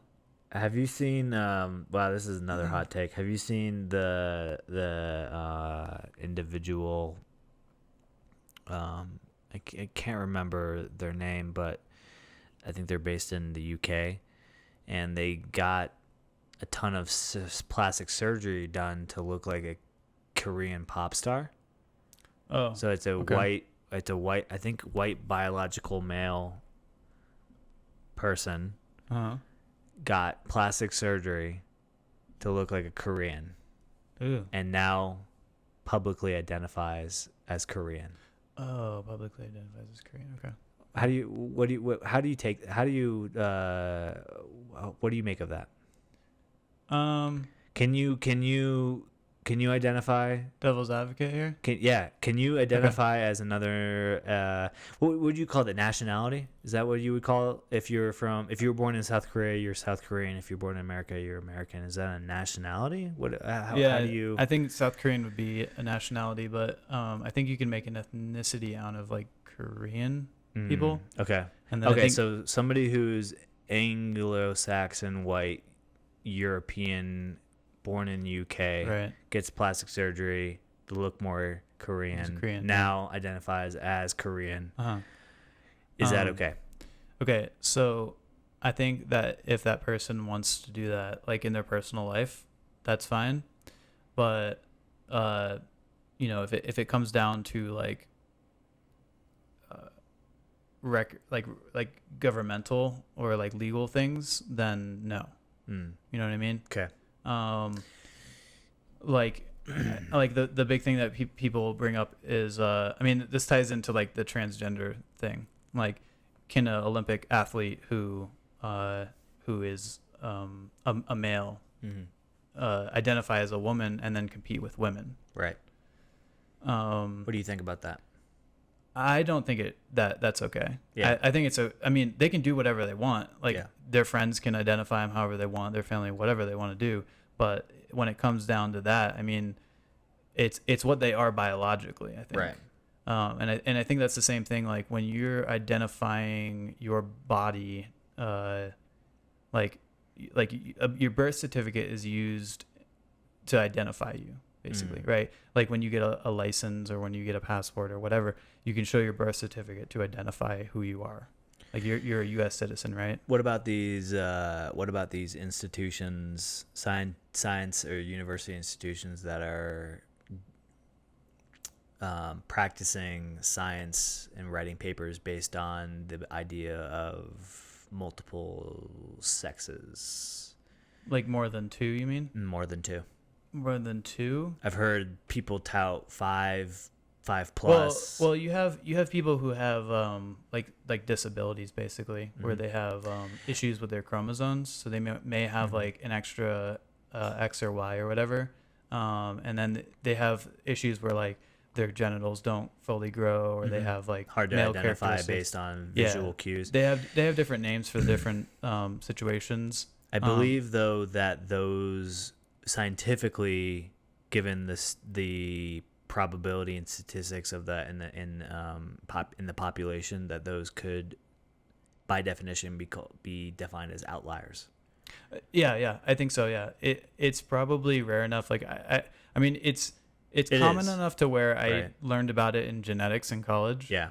But it's rare enough to where like, who is this? Bill Maher, the talk show guy. He had he talked with Pete Buttigieg. Okay. I believe his name is. Yeah. The mayor. Mayor, yeah. Well, is he still mayor? I don't know. He ran for president. I think he's probably going to run for president again, right? Probably. I would guess. Yeah. He talked with him, and he basically said, he was like, are there really enough transgender people in the U.S. to make it that big of a deal? Not that it's not. Like, everyone should have their civil liberties and stuff, but there are so many problems in the U.S. So many problems, huge problems. Is that the one that we should be focusing so much effort on? Like, are there that many people who would benefit from that? Like, being able to go into the other bathroom. So we're talking in relative means, right? In relative means, right. Transgender issues relative to child poverty. Yeah, right. Right. Probably child poverty trumps. There's probably more children who have malnutrition than there are people who are transgender. Yeah. Or identify. But some people could call you insensitive for saying that. Of course, yeah, definitely, and they can go fuck themselves. Listen, everybody's sensitive. Everybody has the things that they're passionate about. Yeah. It's hard to tell somebody who's passionate, who maybe, and hypothetically speaking, is a trans person who's been discriminated against. Sure. Through their experiences, they become passionate about trans rights. 100%. Those issues probably for them are relatively more important than child poverty. Of course. Yeah. 100%. I mean, like, a lot of people can identify that. If you're black, if you're Jewish, if you're a woman, if you're a mixture of those things, if you're a male who identifies as a woman. Yeah. What if you're a Jewish black female? Yeah, exactly. You've got so it's even several you feel even worse, right? Oppressions. Yeah. I mean, like, most people have that issue when they're in a like, when you're if you ever go into when you were in high school or middle school and you were the new kid in the school and you were like kind of different, like maybe you're more quiet, whatever. Like, people didn't like you as much, or they kind of treated you differently, or whatever it was. And that's because, like, you're not like the rest of the people. You're kind of like you're the minority. It's like people are going to treat you differently. So anyone who's a minority in something is going to be treated differently by people. And do we see this in nature? I think you would see this in nature. I mean, it's like you could probably use the example, and I'm not saying this is true, but what comes to mind if you asked me what if you could pull up an example is like what happens with the runt of the group. Right. Which obviously, like, I'm not saying by any stretch of the means that being trans or being black or being Jewish or being a woman or anything that isn't a white straight male is being labeled as a runt. I'm just saying, like, Just an example. It's an example being in this example a runt meaning like something that's slightly different than the average run of the litter. Right. Is treated differently in that scenario, right, amongst that whole family of the litter, mm-hmm. right? Maybe because it's not. Well, I'm not going to give the reasons, but I think that's an example you can make, or the butterfly that is slightly different in color or in pigment than the other butterflies. I think if you looked at nature, especially at living beings that aren't as sophisticated as humans, you would see like pretty like you would see things that would not be okay in our society. So of course you have things that stand out. Like there was a video on the internet once where it was like I don't know, a lion who saw a let's say an elk or something that was that had gotten hurt and it was dying, and basically everyone was like, oh, it's gonna eat it, right? And it like protected it. Really? Yeah. So it had empathy for it. Right, it had empathy for it.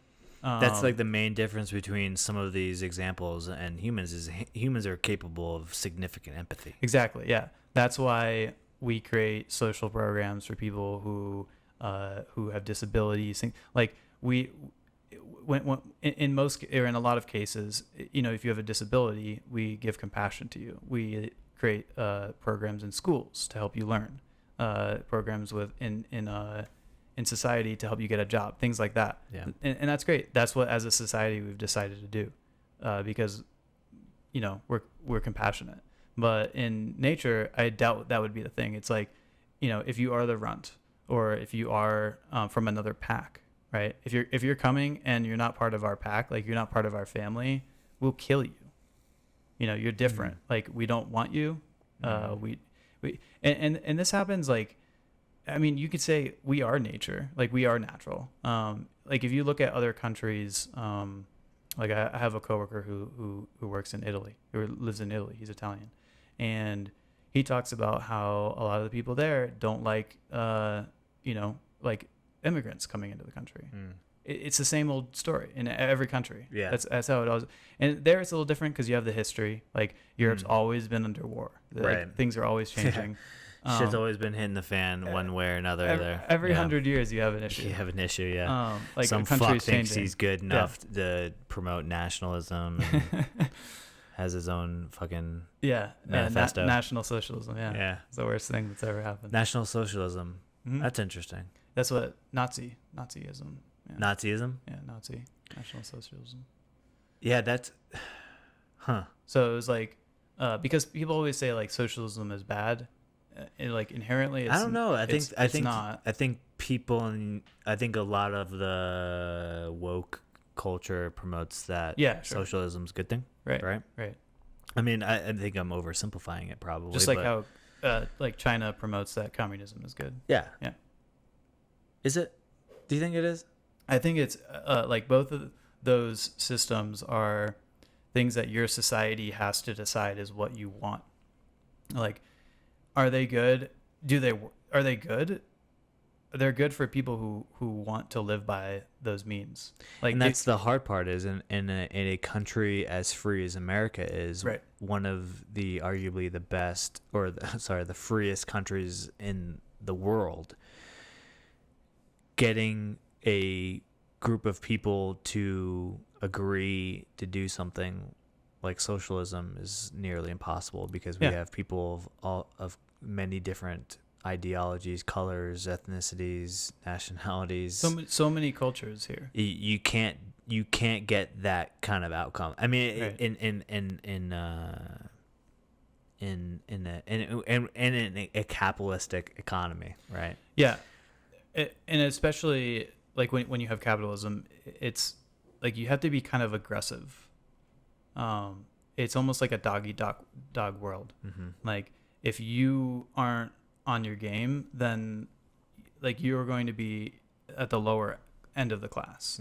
In other countries, like in India, you're born into your class. Like in India, if you're born into a certain last name, like you basically can't interact with other people of a certain other last name. Like you can't marry them. And it basically it's like the caste system. It's like you're born into a certain level in society, and that's where you will be. And like you can somehow you can dig your way out. Yeah. You can like move your family out, but I think it takes like generations to do something like that. I mean, the same could say with being black in America, right? Yeah, it's a similar situation. Exactly. Where you start out with you're almost like thinking like you were born with debt, and you're trying to climb out of this debt, right? In order to in comparison to, like, I don't know, white people or people more fortunate, or in a separate socioeconomic class. And what we've tried to do in America is change that. We've said, like, we don't want people to feel that way. Like everyone. But the capitalistic market says debt is good, right? Because debt motivates people. No. I don't. I think that like people say that. Like it's not. The market has dictated that. It's It's good. Actually, it's a good thing because it promotes growth. Like when you take on debt. So if you were starting a business and you needed like $100,000 to start your business, if you didn't have $100,000, you can't start your business. So you're just not going to start it. You're not going to make the money you could make from your business. But if you came to me and you were like, I will loan you the money at what some interest rate, you got to pay it back by this time, then you can start your business. I could start my business. I could make money. I could pay you back. So you're making money too. So I'm stimulating business. Yeah. So like it's a good thing to a certain extent. Like we can all see where we've gone overboard with it. Well, you could see, if tomorrow I decided I was going to buy a car to impress a female or whoever you're into, and I decided to take on $20,000 in debt. I now have a reason to go out and make money, right? Go out to push the limits, or to work in the system, right? To make debt motivates people, right? Right.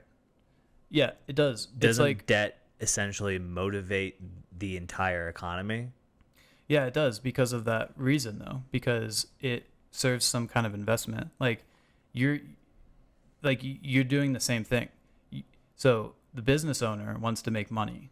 He wants to build like generational wealth for his family.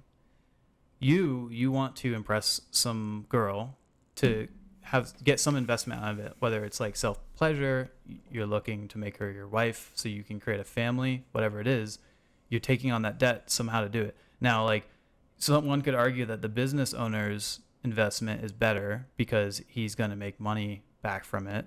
But your investment could be better too, because maybe the woman is rich, maybe she's wealthy, so you'll be able to pay it back if you're able to, if that's like the kind of relationship you want.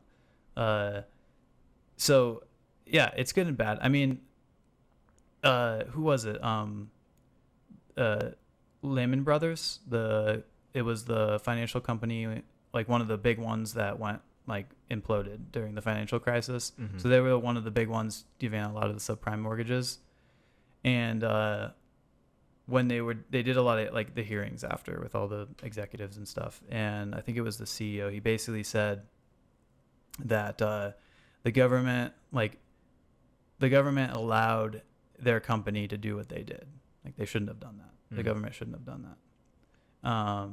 And I think that's first off, that's such a coward excuse to say something like if there was a loophole in being able to murder somebody, it would be like if you murdered somebody and then you were like, well, the government didn't say you couldn't murder someone doing it this way. So like it's okay to do.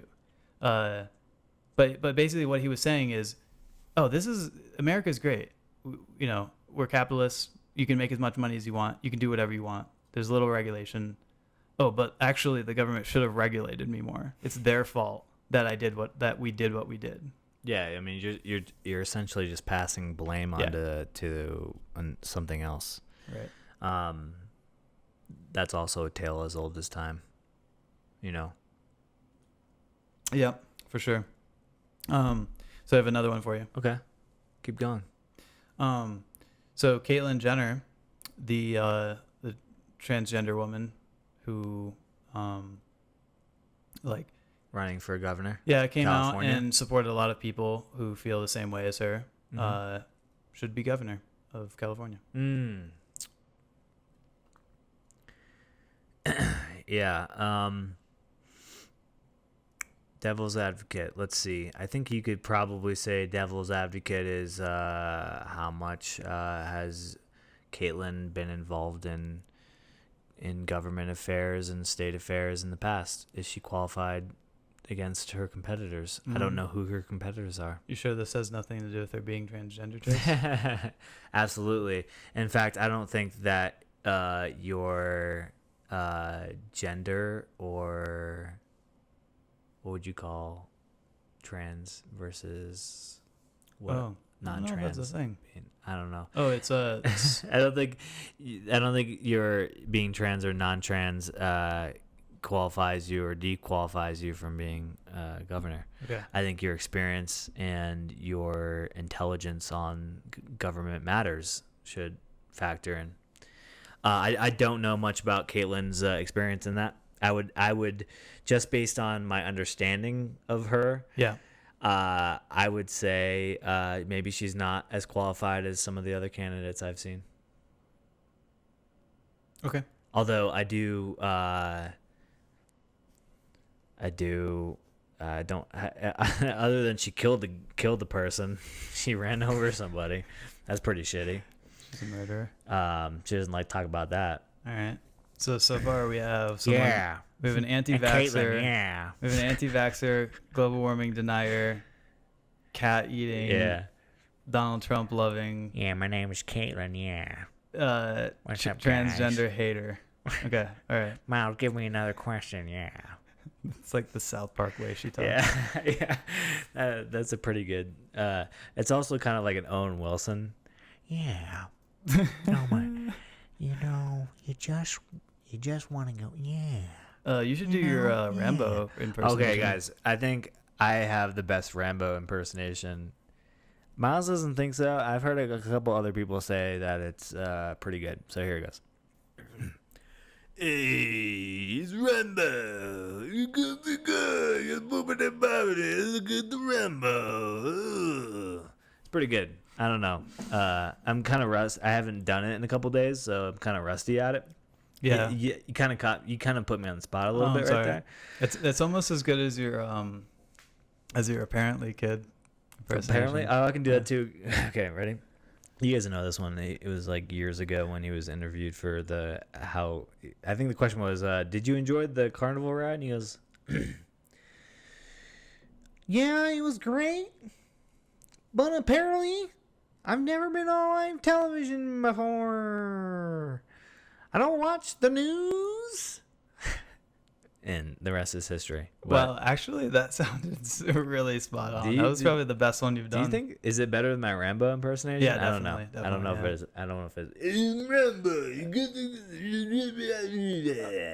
That's what it sounds like. Yep. Oh, okay. I have two more for you. All right.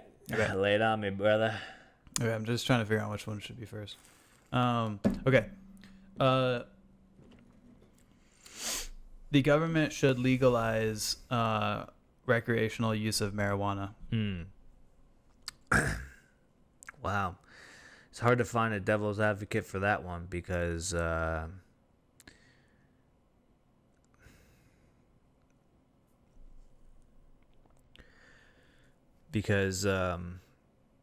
I get you? Yeah, I think you did. I don't really have an answer for that. I guess you could say we don't have a way of regulating it for driving. That's the only reason I mean, there's no way of telling whether somebody's high. When you pull somebody over and you suspect them of being intoxicated via alcohol, you can do a breathalyzer test. It's pretty accurate to a certain degree. They don't have something like that for marijuana, and that can be pretty irresponsible of somebody to get really high and drive. Do you think But yeah, go ahead. so imagine a situation, we get to the point it's legalized federally. It's legalized in all states. First off, what you need to do is release everybody on charges. Oh, okay. Release everybody on charges Of petty use. Yeah, if you had woman? weed on you and you got arrested and you're serving time for that, I mean, by God, man, you got to release those people. You have people here buying ounces of weed and doing whatever the fuck they want with it in Colorado, and you have people in, I don't know what other state, Florida Mexico. or whatever, Mexico, are serving time for having a dime bag on them or whatever. Sure. I mean, it's that's sad in itself. Do people do that? Serve time for a dime bag? No, but they can serve time. And they won't serve much time, but yeah, sure. Okay. I mean, it's up to the discretion of the judge. Do you think so? Let's imagine a situation sometime from now, if it happens, where so you can buy cigarettes and alcohol. In a lot of states, you can buy them right in Walmart, in the grocery store. 7-Eleven. Yeah, 7-Eleven, whatever. Okay, so imagine you can buy marijuana there. Mm-hmm. Do you think that will make it easier for people under the age to access it? No, Yeah. because what happens when you start to regulate something is it chokeholds the black market of that product. And so the less of the black, if the black market is kind of reduced to a level where you would expect it to be. I mean, let's be honest. You and I are drinking this fine Jefferson's Ocean aged at sea, right? You can buy this at Total Wine or online. You can buy 50, 100 different of these at Total Wine. You can go to Walmart in some states and get this. I mean, it's so widely available. You're not going to your black market dealer and asking for whiskey. Right. So you would applying that logic, say, for marijuana, if it was federally regulated and recognized as a legal drug to use, and you'd be 18 or 21 years of age to use it, you would expect the black market to be diminished. It would take some time. Okay. It would take some time. It wouldn't be overnight, but right. And that would in turn reduce the risk of getting it into the hands of a youth because it's regulated. You have to show proof of ID to do it. You don't have to show proof of ID to a dealer to obtain marijuana. But obviously we all know that that's not 100% foolproof. Yeah, I mean, you could have a fake ID. You could cheat the system in that way. Or someone just doesn't care. Yeah, if you have a friend that works at ABC Liquors or Total Wine or your local, obviously that goes with anything though. Right. You could have a buddy at Walmart that's turning the other cheek or turning an blind eye, as they call it, to let you steal shit. Yeah, exactly. Okay. So. Look, they're sponsored by Crypto.com. Also, I didn't know that women fight in UFC matches like this. You fucker. I'm not trying to be sexist here. I just didn't know that. That caught me off guard. Yeah, these ladies will beat the fuck out of you. Oh my God. I'm sure they will. She looks extremely fit. Her name is Mallory Martin. Oh no, it's not. That's just somebody tweeting at her. Holy fuck, she's ripped. Yeah. God see damn. Abs through Good her for shirt. her. Yeah. When you can see abs through your shirt and you know she's not intent. You know those Instagram models are flexing when they show their abs. Right. This lady's not. She's getting ready for a fight and she has a 6-pack straight through the shirt.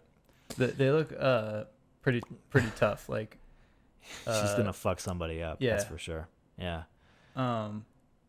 The journey that these these young individuals have been on to get to this moment is incredible. Like The training involved. yeah, I could imagine, especially to be a Discipline. woman, because there's not a lot of fights with females in them, right? Mm-hmm. So to be them in this position, Yeah, be in the such a prime. low chance. Yeah,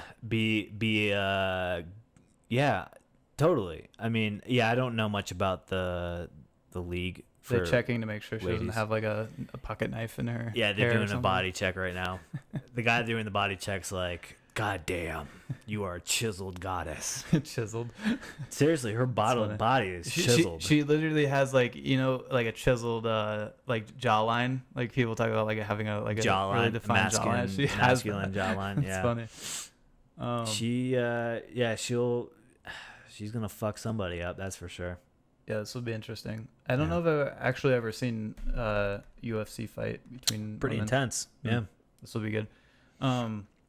Yeah, so going back to that Marijuana legalization. so do you think it's more likely that a younger person is going to find a drug dealer and try to get marijuana off of them versus just go into, you know, their 7-Eleven and No, I mean you have to understand the relationship and ecosystem of an industry when you legalize something. I bet it took years before the market adjusted from prohibition of alcohol. I bet you the moment they tore down prohibition law, that you could still buy whiskey from your moonshine dealer or whatever. for sure. But I mean, like, okay, so during Prohibition and shortly after, do you think there were more younger people drinking than there were after that? I don't know. I'm sure you could. I'm sure it's hard to quantify. I don't know Yeah, if of somebody course. has, but Yeah, but I mean, that's to my point, though. It's like, I can just think of, as myself. Look, I'm putting myself like freshman year of high school. Yeah. Like, low chances I'm gonna hang out with a drug dealer and get Yeah. marijuana from him. Versus if I actually wanted to smoke marijuana, you know, go to someone gives me a fake ID, or like I just go in pretending I'm old and then run out. You know, if they're like, oh, give me your ID or whatever. I think if we regulate something that less people are still going to be able to get their hands on it. I think that by having, like, listen, businesses are penalized when they get caught serving underage. Right. So It's kind of a big deal. So you think in general? I mean, I'm not trying to say this is bad or anything. No. I think I'm saying is the war on drugs was a failure. Yeah. DARE did nothing. It actually did quite the opposite. I think people. You know, I received a DARE medal or something. Did you? I got some award For being was it in middle abstinent school, I from think. drugs. Abstinent and drugs, yeah. No, I don't remember why I got it. Probably because I was a really quiet kid and they were like, he's probably doing drugs. We should give him an award. Like, try to influence him not to do drugs. The U.S. government spent billions of dollars fighting the war on drugs, Yeah. only to prop up the cartel. Yeah. And like they did in help Syria. nobody. What? Keep people in prison, keep certain socioeconomic classes in their place. Mm-hmm. When we talk about the hot phrase of the day is critical race theory, and when talking through the lens of critical race theory, one can not ignore the fact that marijuana laws have significantly impacted the people of color in our country. Yeah. More so also through the crack cocaine crisis. I mean, it's devastating. Through that lens, we could have a whole conversation on that, but overall, I've always been an advocate for personal responsibility, Yeah. for treatment centers, for legalizing most of everything. I don't partake much in in drugs in general, but I would say I would say, who am I to judge on people doing what they feel is right for themselves? Yeah. So you think in general, like legalizing it and regulating it, like as a society, we will be better off than if we don't. Absolutely. Okay. We should be regulating Even it. though there may be some downsides here and there, but in general, there's a lot. I think there's a lot less downside in legalizing it than there is not. Right. Yeah. I think, and I know a bunch of people could back me up on this, but people who have drug addiction problems, drugs aren't the underlying root of their issues. Right. Usually it's the thing that follows the issue. Sure. So if we can help people gain ground on their issues, their baseline issues, the drug addiction goes away, and then it just becomes recreational. Right. And that's a whole other issue. Mental health in America is out of fucking control. I mean, I just said earlier in the podcast that the Colorado's Children's Hospital can't talk, declared a state of emergency. 90% health issues month over month.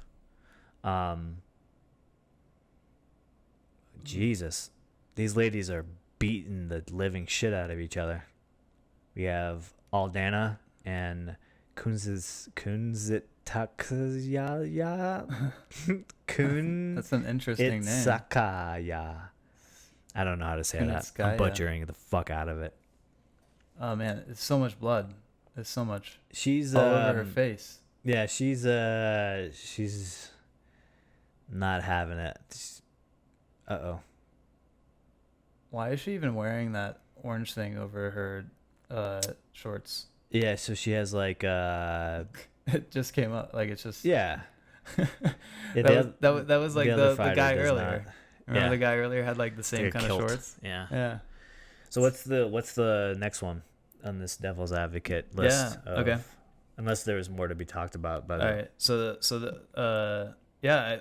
we can go through more. So the next big one would be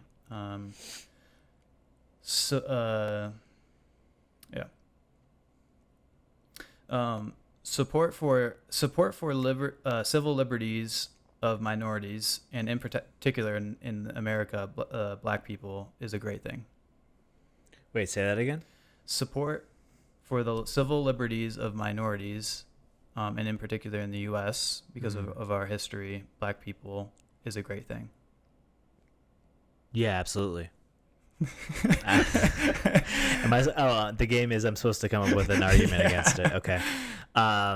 Wow. You really want to get me canceled. That's why they're getting hard. Yeah, exactly. They're slowly getting more sensitive and sensitive and sensitive. It's supposed to be silly, yeah. It's because it's like obvious. Like, how could you have an argument? Yeah. Great. Thanks for bringing this up on a public podcast, Miles. Thanks. Really appreciate that one. My answer is I have no objection to that. No objection. Yeah. I think it's important to acknowledge that we have a systemic issue. Yeah. In our law system and many other industries, but yeah. One can say no. Saying anything contrary to the matter will certainly get you canceled. I certainly haven't heard one that makes sense to me. So I don't have much of what I have said is something I've heard and I'm repeating. I very rarely have thoughts of original content. Yeah. But real quick. So one of these fighters looks like they've had the shit beaten out of them, and one of them doesn't. Yeah, one of them looks like she has a red eye. Her left eye is a little... Yeah, she looks like she has a broken nose, right? Her? No, the other one. The other one? Oh yeah, definitely. Yeah. She get the. Look at that, it's crooked. She needs somebody to look at. Joe Rogan's on right now. He's like, "Hey, what's up?" It's me, Joe Rogan. That's Move the Bobbity. Good Joe Rogan. you do a better Rambo impression. Sorry. Some Okay, of my so impressions. so Do you have another one? yeah. So Okay. I mean that one Wow. was just silly, but Yeah, that was something you threw out to to trip you up. Yeah. trip me up a little bit. No, that was appreciate actually you. the hard one. So we were Okay. leading up. We're starting with some easier ones, like some obvious just things like global warming. I mean, yeah. you could easily come up with like counter arguments to it, right? But- yeah, sure. If you guys No, I mean, rooted out of science, I guess you could come up with reasons why you think the Earth is flat. right. Like, I mean, things, right? But Yeah. then when you come down to like, should people have rights? Then it's like, Yeah. okay, there's not much argument, Anti-American right? type stuff. Rhetoric. So okay, so now going back to the the drug issues in America, the opioid crisis. All right, before Okay. you do that though, because that's a hot topic, I gotta pee again. Damn it. Yeah, so you have to stay plugged in and do your thing. Okay, I can do that. The opioid crisis in the United States refers to an epidemic caused by opioids. It's a class of drugs that include prescription pain relievers, heroin, and the synthetic opioid fentanyl.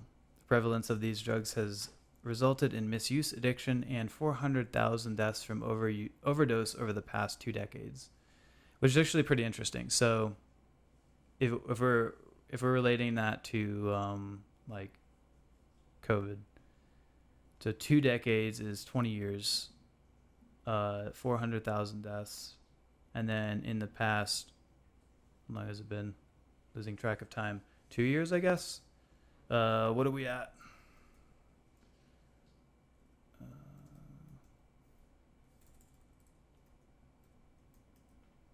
Yeah, let's check it out, because this is an interesting number. 4 million in the past year. So yeah, people who don't think it's a big deal. I guess it's just in the world actually. So we're looking more like around the same amount of time, around the same amount of deaths in 2 years versus 20. So not to dampen the opioid crisis. It's still a horrible thing, but so my question is what I was telling the great people is that in the last 2 decades we've had 400,000 deaths in the U.S. from the opioid crisis. Okay. According to the National Institute of Drug Abuse, 120 Americans died per day in 2018 from overdosing on opioids. 120 per day. Yes, 128 per day. They consider a serious national crisis that affects public health, as well as social and economic welfare. So, my opinion in the devil's advocate game is that we should, the federal government should do something to help with that crisis. What is your thought?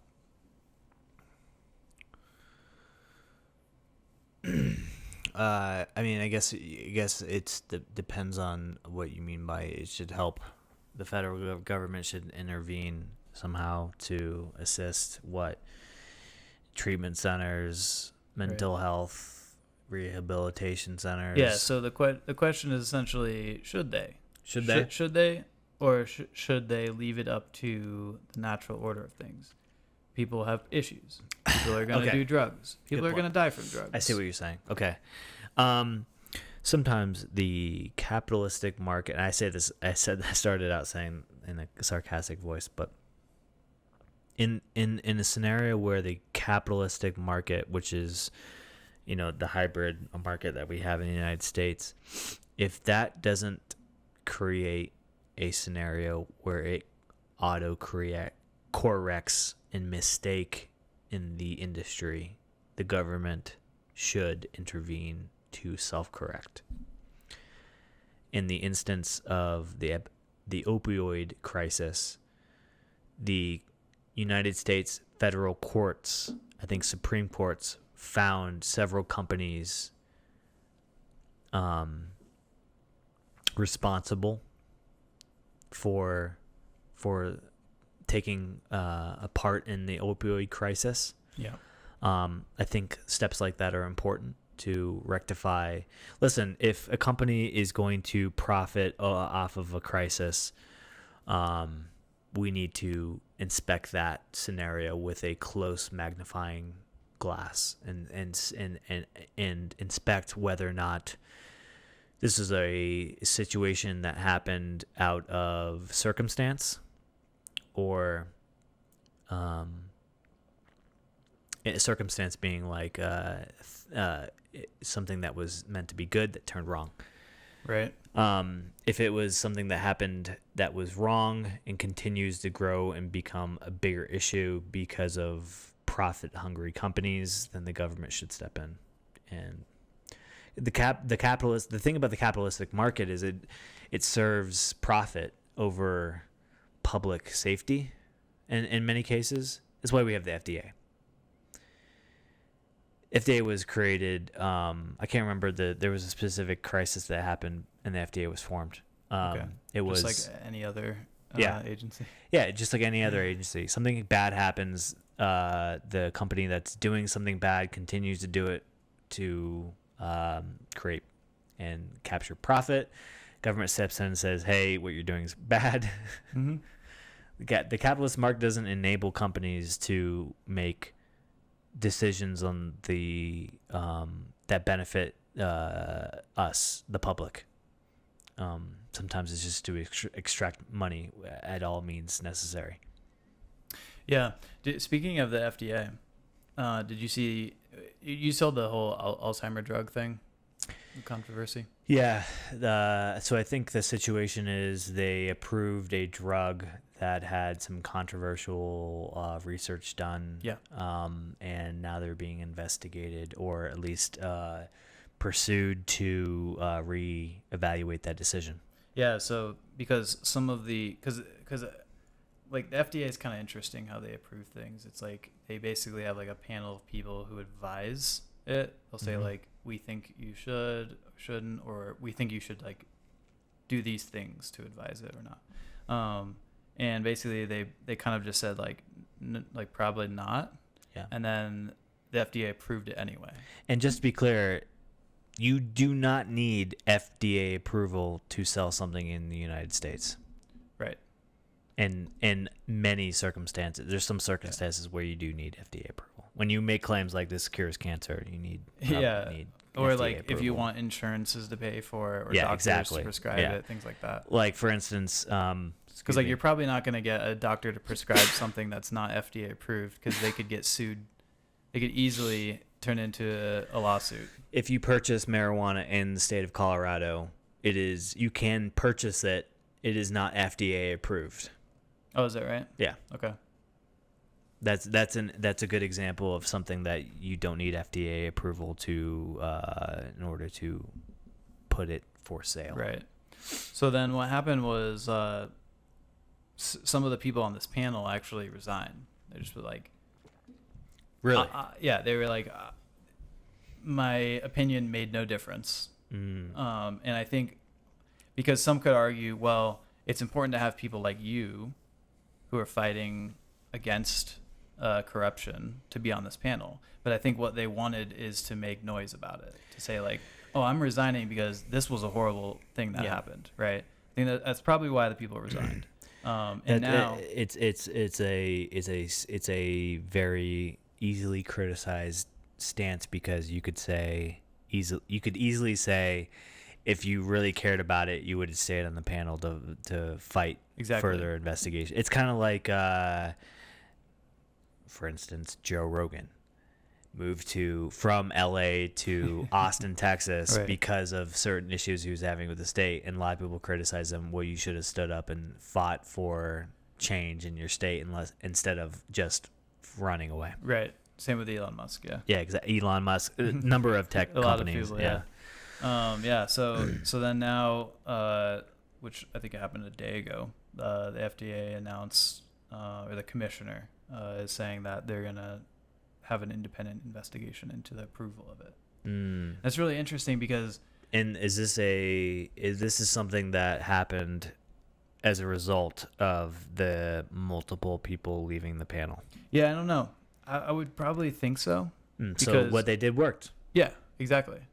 Yeah, and that's I mean, what Joe Rogan and Elon Musk did worked too because it made noise. And a lot of people now are like, yeah, California does. I mean, there is a lot of corruption there. Yeah. There's corruption in their government. How can they have the strongest economy, some of the richest people and companies in the world living there, but they have the most debt out of any other state relative to the population? How can San Francisco, a state where you probably can't, or a town or city where you probably can't find a house under $1 million, have such shitty roads and so much homelessness? How? Their local governments have failed them. Yeah. They've allowed companies that have been continuously aided by the government and have made tremendous profit to continue to make profit without giving back to the taxpayers. Yeah, exactly. Literally, Amazon comes in, they sell you an Alexa, but you don't realize that you've actually paid pennies on the dollar for that Alexa through your taxpayers' money through tax credit. Right. So, I mean, that's the problem. And we've continuously allowed these companies to have tax havens.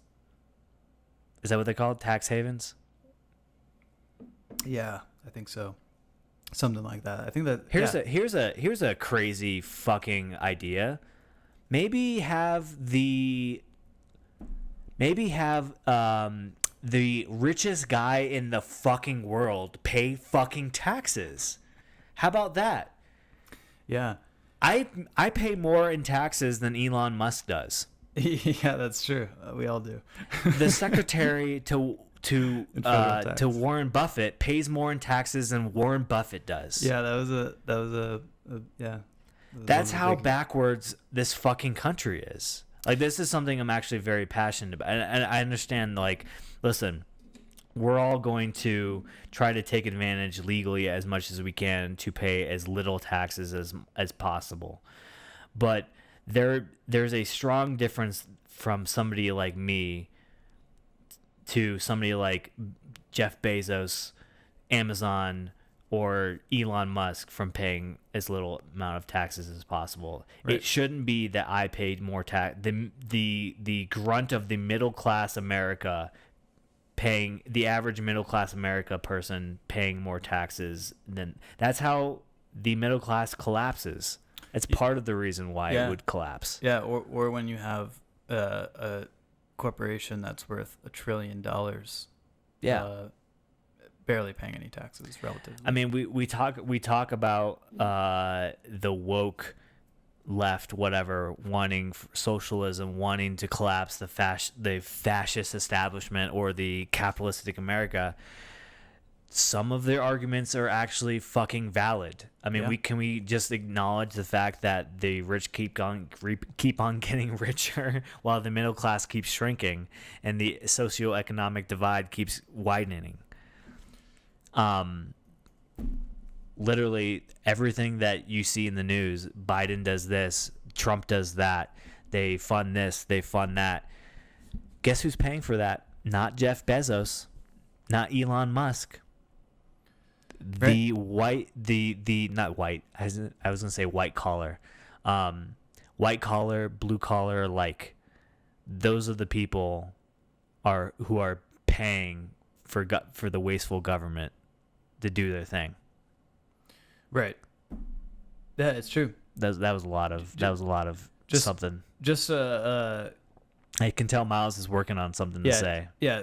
Okay. To kind of show like how sickening this is. So, Elon Musk in 2013, his net worth. Just guess it. What do you think it was? In 2013, I want to say it was probably like $250 million. What were you gonna say before? 25 what? 25 million. Okay, 25 billion. 25 billion? No, hold on. Sorry. Damn it, found the wrong chart. By the way, this Jackson's Ocean Aged at Sea. Listen, Jackson's hit at us, buddy. Send us a bottle. We've already said your name 5 times. Yeah. We have 5 people watching on YouTube and like 100 people listening across the web. Thank you, all you 100 people. Hundreds of something. Do we have 100 Yeah. listeners right now? Right now? Live? Yeah. This isn't live. Miles, are you drunk? No. Okay, here we are. Yeah. All right. So what did I say? 13? Billion? I thought you said 20. No. What did I say? In it was 2013. Mm-hmm. Okay. 2013 was he was at like 2 billion. Yeah, all that PayPal money. Yeah. By 14. You know, he actually didn't invent PayPal. Yeah, I heard that. He just invested in it. Yeah. No, he Bought it. He Did had a something. company that PayPal bought, right? So PayPal Okay. bought his company, his internet company, Yeah. and then he somehow was on the board, and then they were like, leave, and he calls himself a founder of PayPal. Yeah. Okay. He's just a good entrepreneur. All right. Okay. So this is from the Bloomberg Billionaires Index. Okay. This is where this data is coming from. Okay. In 2011, his net worth was about $25 billion. Wow. Okay. In 2017, his net worth was almost $100 billion. And in 2021, it is almost $200 billion. Yeah, he's like one of the richest people. Yeah. Yeah. Now, have you doubled your net worth in the last 3 years? 4 years? Yeah, the amount of that you would pay on capital gains taxes and income tax on that amount of money, you could probably split it in half, right? Yeah. Yeah, that's why they don't want to pay it. Yeah. I think, it's like a lot of really wealthy people, even people who are like have a lot of money, like Elon Musk, Bill Gates, and Warren Buffett, and so on. Like they don't make it known. Like Yeah. They kind of like can hide. Yeah, that's how why much money they have. they didn't. This last leak of rich people taxes was a whistleblower. Listen, I don't blame you. The whole American dream is like built on the idea of meritocracy, right? Right. You work hard enough, you'll get there. You'll make money. Make your dreams come true. The person who works harder than the next guy who's not working as harder will succeed more, right? That's the idea of meritocracy.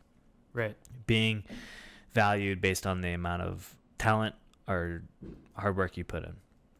So you could say meritocracy is enabling them to not pay taxes. Yeah, it's true. So Musk between 2014 and 2018. So his net worth grew 14 billion.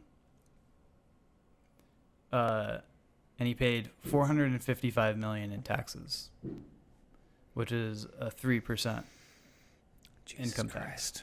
Well, not income tax. It's not income. That's why it's not taxed the same way. But yeah, I don't know. It's crazy. Listen, if these billionaires were held accountable to every last dollar they owed in taxes without any tax loopholes, capital gains tax loopholes, maybe some of that money could go to fund some programs that could mitigate the issues that these big state economies are having, like the homeless, mental illness crisis,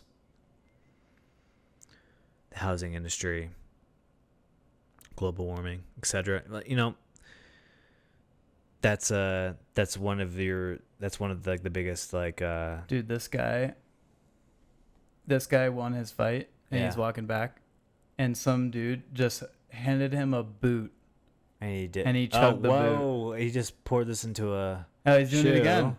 This is an Air Force One. Except he poured most of it all over himself. Yeah. But it's still funny. Dude, the guy is like a millionaire now. So, yeah, I would be walking He's off. going to Disneyland. He's definitely going to. He's got enough money to go to. Oh my God! Someone's just pouring beer into enough his money mouth. to go to Disneyland every day of the fucking next year.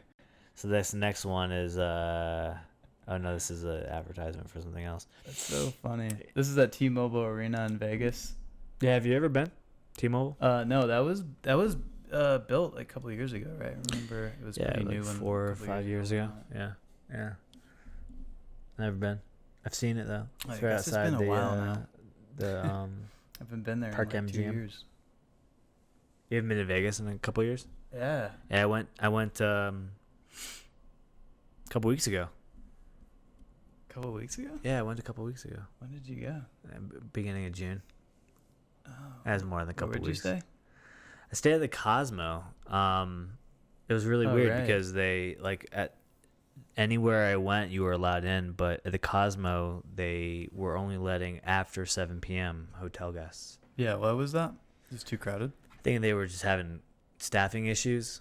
Oh, Couldn't contain the Right. amount of people. Listen, there's a lot of people out there right now. I Yeah. know it's controversial to kind of like tout, but Yeah. people want to fucking get out and party.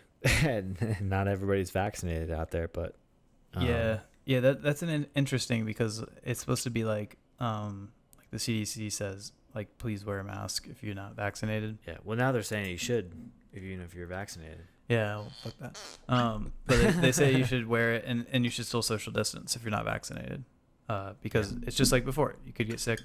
You don't know what's gonna happen, especially with the other variants. We don't want to spread it because like that's the whole thing about spreading it. It's like it's not necessarily about hospitals filling up now, but it's like if it continues to spread a lot, it could create more powerful variants that could be deadlier, could be more infectious, whatever. Can we look up why the Delta variant is called the Delta variant? Because I want to understand how these are named. Because I want to apply my own system of naming things. It's because it was first found on a Delta flight. Sorry, we should cut that out. Yeah, probably not say it. Just kidding. Just kidding. Yeah, Delta's like, what the fuck? Why can't you call it the frontier virus? Right. And then Corona beer is like, get the fuck over it. Apparently, there's some crazy fireworks going on outside. Is there? Do you hear anything? Do you No, hear shit? but I've heard on the interwebs there's some fireworks. Fireworks. So this past July 4th, a lot of fireworks. We went up. I know you were out of town. You went to Crested Butte, which was awesome. It sounded like it was awesome time. Hey, you know what's shitty though? What? So they did Crested Butte's about a 4-hour drive from Denver, Yeah, it's about right? 4 hours. Yeah, out west, It's beautiful. south of Aspen, right? Yeah, people call it. Yeah, like you could do a 10-mile hike to Aspen. Yeah, from the Butte. Yeah, They call it the Butte. I don't know if they call it that. The Butte. I call it that though. Yeah, it's they call it the last true Colorado mountain town. Okay, Yeah. fair enough. I don't know if it can be considered that anymore, but I mean it's Do semi-true. they have I an mean, Arby's? Yeah, they don't have Arby's. I don't stay anywhere where there's not an If Arby's. there's not an Arby's, it's a mountain town. Yeah. That's the... No, but they don't have chains. Like I Yeah. didn't see any chains there. I mean, maybe there could be, but I just didn't see. There There's was no not Starbucks. like a Shell station or... There's There no wasn't a Starbucks? McDonald's. Even in Breckenridge, there's a Starbucks. Yeah. Yeah. So I mean, that's why they call it that. But now they're basically saying like, there's no true mountain towns anymore. Like, there's nowhere you can go and experience what people were able to experience Back in the day. Yeah, which I don't know what it means because I didn't experience that. But yeah, I mean, people get pretty upset about it. People get pretty upset about people moving here too. People get really upset about so much these days. Yeah. I'm sorry, we can't please all of you. But anyway, yeah, I went there. So they did fireworks. The town did fireworks on Friday. Mm-hmm. Yeah, Friday. We The went Saturday morning. 2 days before the big day. Yeah, 2 days before. Don't know why they did Friday because they had a parade on Sunday, on actual July 4th. But they did fireworks Friday. That's what they did. our town where we live did them on Sunday, but we came back Monday, so we missed all the fireworks. God damn. Didn't see a single firework Really? for the whole weekend. Oh wow. Not a single one, which is crazy because last year when we were living in Boston, I heard them every night Yeah, for like a week. for like months Yeah. leading up to Independence Day. Months. And then when we moved here, we were driving through Kansas City, Missouri, Mm-hmm. and a fucking firework blew up on the highway, like probably 50 feet from us. Wow. Yeah, Nice. it was pretty scary. We went up into our on the roof of our house and watched the fire. There's a lot. Like literally, we sat up there for like an hour, and it was like fireworks after fireworks. Did you say like, the roof big of your ones. house? Yeah. How do you get up there? So out the mat. Well, I won't give you the layout of my house, but let's just say there might be a window out the side of my bedroom. Oh, that dude. leads onto a lower roof of my house. Oh, that's the best. I love when you can do that. I used Yeah. to do that in college. Like, Yeah. remember the apartment we lived at? Yep. We could do that, and then the next one I lived at too, I was able to do it. Yeah, so we did that, and we just hung So out peaceful. and watched. We'll have to have you guys over next year, Yeah, that's and pretty we cool. can watch it. Dude, literally, like, so many big fireworks. Really? Yeah, Because I thought they were it- banned. yeah, People I don't know what didn't to care. tell you. So like, if we cause a fire, even though we'll go to prison, it's okay. But what's more controversial is I have seen people say like, you shouldn't celebrate America on July 4th. Have you seen this? No. So like I would call it the woke America is saying like you should read, instead of like celebrating America and the flag and fireworks and festivities on July 4th, you should read a book on like social injustice and all this stuff, other stuff. Like that's a big popular thing. Yeah, that's stupid. Yeah. That's like people who say that if you wear a American flag on your hat. Dude, nothing is enough. It's not enough. It's not enough for you, okay? It's not enough for anybody. It's not enough you know for what I have the to say to those oppressed. people? It's not enough for the unoppressed. You know what I have to say to those people? They got to take away everything, okay? Even Yeah. July 4th. Listen, July 4th isn't necessarily to celebrate America. It, Yeah. it largely has become that. American flags, fireworks, Celebrate freedom. corn dogs, Celebrate hamburgers, freedom. hot dogs on the grill. You know, your Apple pie. stereotypical July 4th Bud Light. entertainment. July 4th is to remember our independence from Great Britain, Yeah, right? Those fuckers. 1776. Uh-huh. The Declaration of Independence. That's what we're celebrating. Yes, even that has systemic racism involved. Yeah. We should recognize that. I understand that. Yeah. But there's a bit of sadness that overcomes me when we forget some of the good things when they're overshadowed by the bad things. Right. I think that, yeah, it's great to call out stuff like that, and people should educate themselves, whatever. They absolutely should. And I'm not saying you shouldn't go out and read a Yeah. book about that. I think you should. I think everybody should. I mean, a lot of us learned about this in college. Some of us didn't. Listen, we all need to recognize it and educate ourselves, like you were saying, and Yeah. understand how far we've come, how we can continue to make things better. Right. For those who are oppressed or are systematically oppressed. Yeah. But at the same time, hear me out. Is this another one of those devil's advocate game Yeah. things? Totally. I don't think that a lot of people realize how good that they have it living here. That's a product of how easy it has become to Yeah. live in America.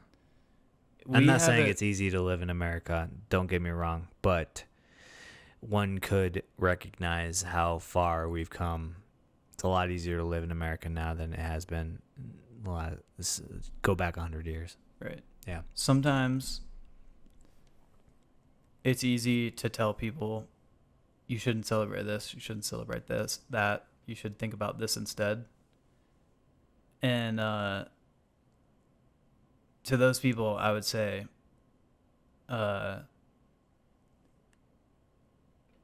if you want to devote your life to doing that, then you should do it. If you're going to preach to other people that that's what they should do, you do it.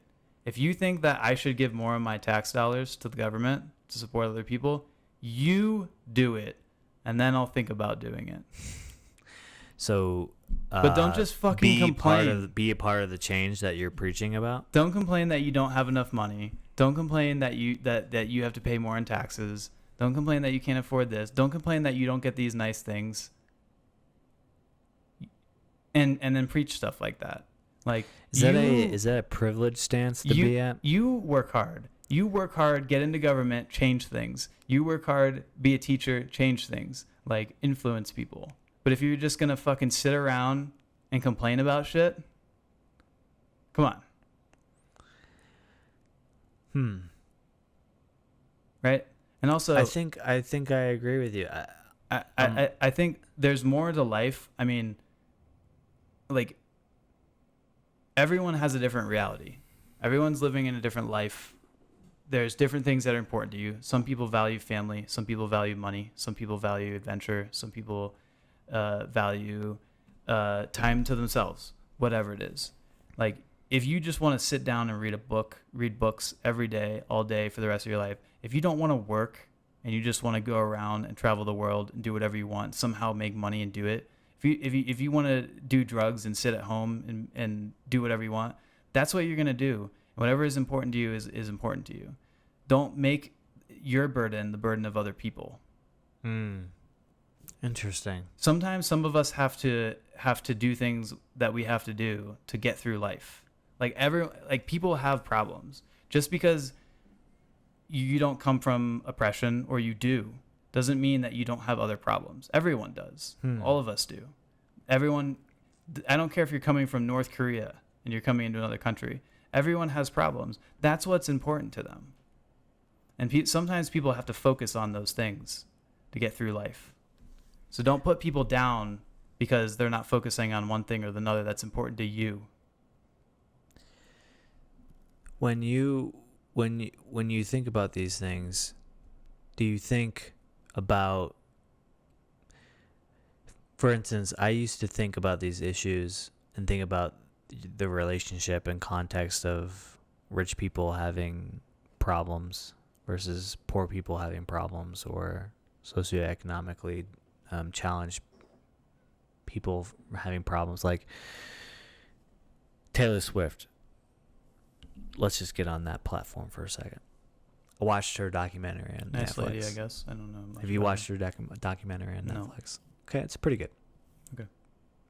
In the documentary, towards the end, she documents. Oh, documentary documents. Oh. Is that why it's called a documentary? I think there's a bit exposed about how she was raised in the music industry to please other people before pleasing herself. That's an issue she has to grapple with. Issue that probably leads to depression later in life. I think she has to grapple with the fact that if she doesn't put out another hit album that pleases people, that probably won't please herself in the end. Probably how she values herself in society based on the number of listens, streams, records she sells. Could totally see that, sure. Depression for her probably is a real thing if she doesn't hit those record sales. I know she says she's dealt with that before. Mm-hmm. Is her depression valued less than somebody like me who has depression? Maybe. I'm not saying I do. I don't have depression. I don't think I have depression. Right. But I get what you're asking. Is her depression right devalued because of her status in society? Right. When Taylor Swift's dad dies, the grief that she endures, the mental capacity to absorb that and to overcome that, Do you think that's anything less or more than the grief and the overcoming that we would have to endure if our dad died? Probably the same, right? I think the grief is, it's going to be different for everyone, of course, but yeah, when you're putting us side by side, if we're the same person in different circumstances, the grief's going to be the same. Yeah. And that's my point. That's Of what I was saying. That's what I'm trying to circle back to is everybody's grief is real. Yeah. Everybody's problems are real. Right. There's the whole saying, it's easier to cry in your Mercedes than it is to cry in your 98 Civic. Yeah. It's not. Pain is real. Having more money doesn't make you happier. Sure, it does help you in some ways.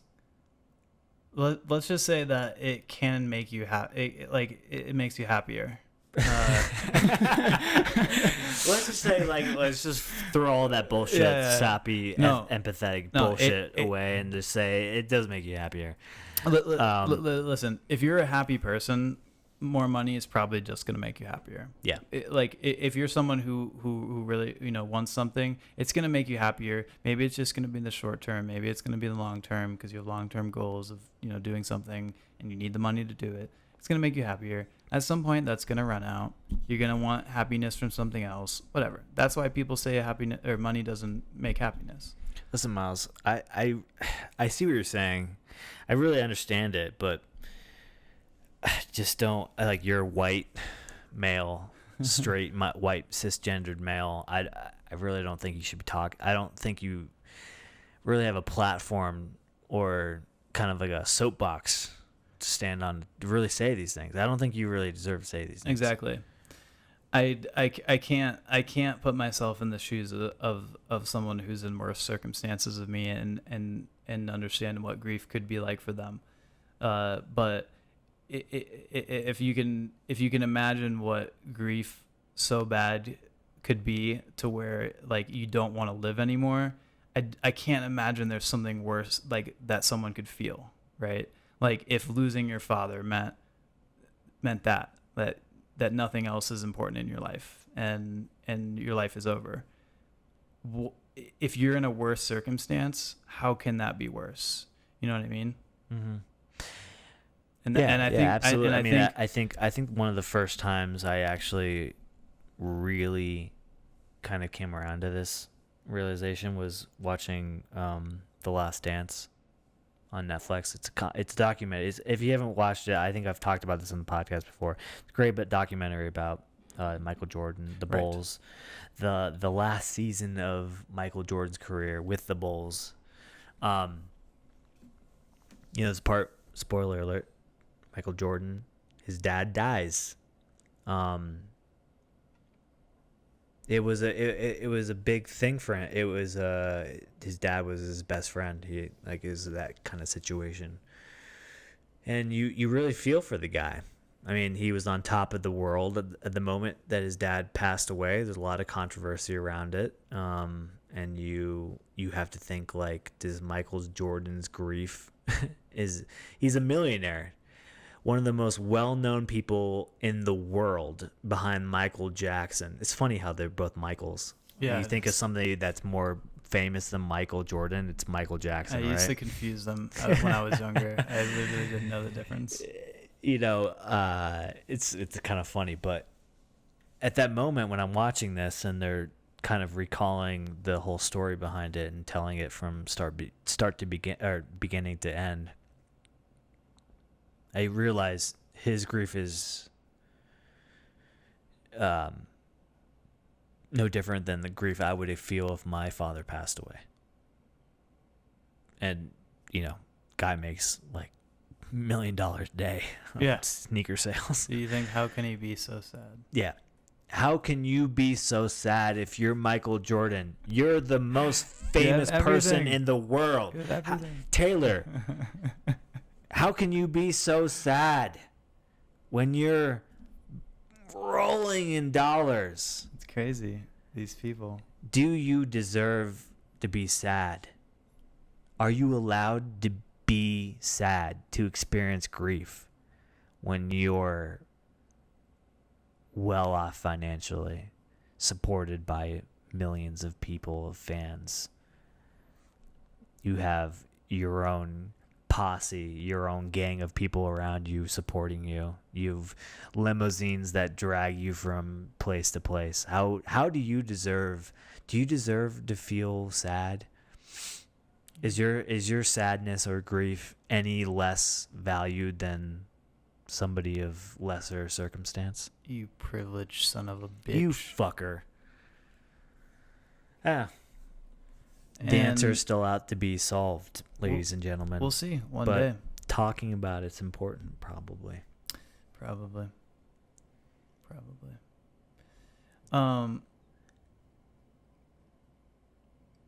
Do you believe in Santa? Excuse me. Sorry about that. Caught you off Yeah, guard. of course I do. Santa was born in 1968. He's actually the founder of Chili's. If you guys don't know, Google it. Really? I On thought it was Wikipedia. Applebee's. No. First off, Applebee's is trash. Okay. Actually, I remember going to Applebee's when I was in college. The only reason we went was because they had those apps. It was a 2-for-1 apps.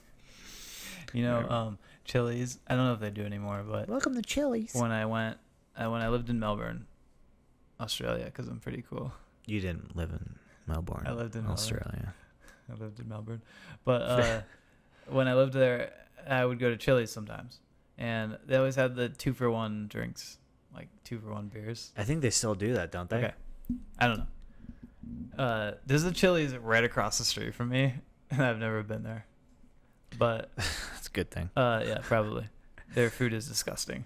I mean, Please sponsor us. it's good. Please, please. No, they do the 2-for-1 drinks, but they're like the drinks are just half the size. Have you ever had it? The beers are like this big. They come in a mug. They come in a really small mug. Dude, listen. They're You not pour even, I don't think they're some even of those 12 cups ounces. are some of those cups are deceptive. Yeah, they're deceptively small. You you pour one into another. Like, you ever seen those videos of where they pour like something that looks really small? It's like skinny and tall, and they pour it into something fat and short. Yeah. And it fills up the same exact. Yeah, exactly. So they take a small mug and they make it Yeah. even smaller by making the glass really thick. I think you need to investigate this. You need to go with one of those beakers. I'm going to go with the Attorney General of increments Colorado. labeled on the side of the glass, and then go ahead and pour it in and measure. Because they don't tell you how big the beer is. Because, well, think about this. If you actually did that, if you went to Chili's and you brought in a beaker with increments, measurements, and you like measured their beer, and actually, Yeah. are you a Karen? Are you a what is the That's Karen male for sure. equivalent of a Karen? Ken. Ken? I don't know. I mean, that sounds about right. Yeah. I was gonna say Chad, but I think that means something I think that's more of a toxic masculine type of figure. Yeah. Speaking of toxic That guy looks like masculinity, these guys are. a Chad. Guy on the left, he looks like a Chad. This guy looks like a. Yeah, we have Burns versus Thompson. Is and they're that just beating the fuck Is that out of each other. McGregor's whiskey? Yeah, proper. whiskey? No, it's not. It's not? No. Okay. He's Modelo? not a. He sold it. Oh, yeah. Yeah. What was I saying? Chili's. Oh, yeah. So, you know what's crazy? What? What I used to think was crazy. So I lived in Boston for a year, and I think it's the whole state, actually. I think it's the state of Massachusetts. You can't have happy hour. There's no happy hour, so you can't have like. You can't have hours that incentivize drinking via lower prices. Right. Yeah. That indicates that Massachusetts has a drinking problem. Probably. Because I don't understand why the government would intervene with such a joyous I think it's an older period law, of time. but Like, literally, it's like yeah. it was like the governor of Colorado said, we're going to limit, and a lot of states do this. Oh, yeah. We're going to limit when in circumstances of high volume of deaths and COVID diagnoses, is we're going to stop serving alcohol at X amount of time. So what was it? 10 p.m. whatever. Yeah, so people Usually don't it's get like rowdy 2 and make out. 2 a.m. right? Yeah. It's a very typical time. That is a like mutually agreed a time across the nation. There's certain states that allow you to serve alcohol 24/7. Las Vegas, Yeah. it's one of them. New Orleans, I think, is another one. And then like 2 a.m. is like the normal Yeah. one. It's like the agreed amount of time, or maybe probably at this time, alcohol not gonna really benefit anybody. Yeah. Okay, so we're gonna stop usually serving. after midnight. That's like Hey, listen, can you not? be a buzzkill. Yeah, can you not start this? This whole train. Anyway, is that guy's shorts? Are they torn or are they? Is it a fashion No, that's statement? for free flow. It literally looks like a kilt. Yeah, that's like the gals' shorts were kind of like that. True, Yeah, true. That's right. it's like a skirt type of situation. So when he falls on the ground, they That just is slowly- strictly for advertising. Although he doesn't have any advertisements on his shorts. Yeah. So why wear it? Yeah, I don't know. Yeah, Anyway. the guy would tear it. So Governor of Colorado Yeah. comes out and said, Governor Polis says, we're gonna stop serving alcohol at 10 because any later than that, people start to become a little rowdy, little drunk. They start to The reason that people drink alcohol. start to care less about the social distancing mask policy, right? That's the whole ideal around it. Right. Which do we have science behind that? I just want to ask, like, has somebody actually like tested that? It's anecdotal for sure. Yeah. He literally is like, when I drink alcohol, I make out with everyone at the bar, so everyone else will do that. So he's like, definitely gonna stop that immediately. Yeah. Like so I think, for some I reason, think you have people at 10, they're like, okay, this is the last drink. Mm-hmm. And if I take a drink after 10 o'clock, things are gonna go south, Yeah. and we're gonna get crazy right away.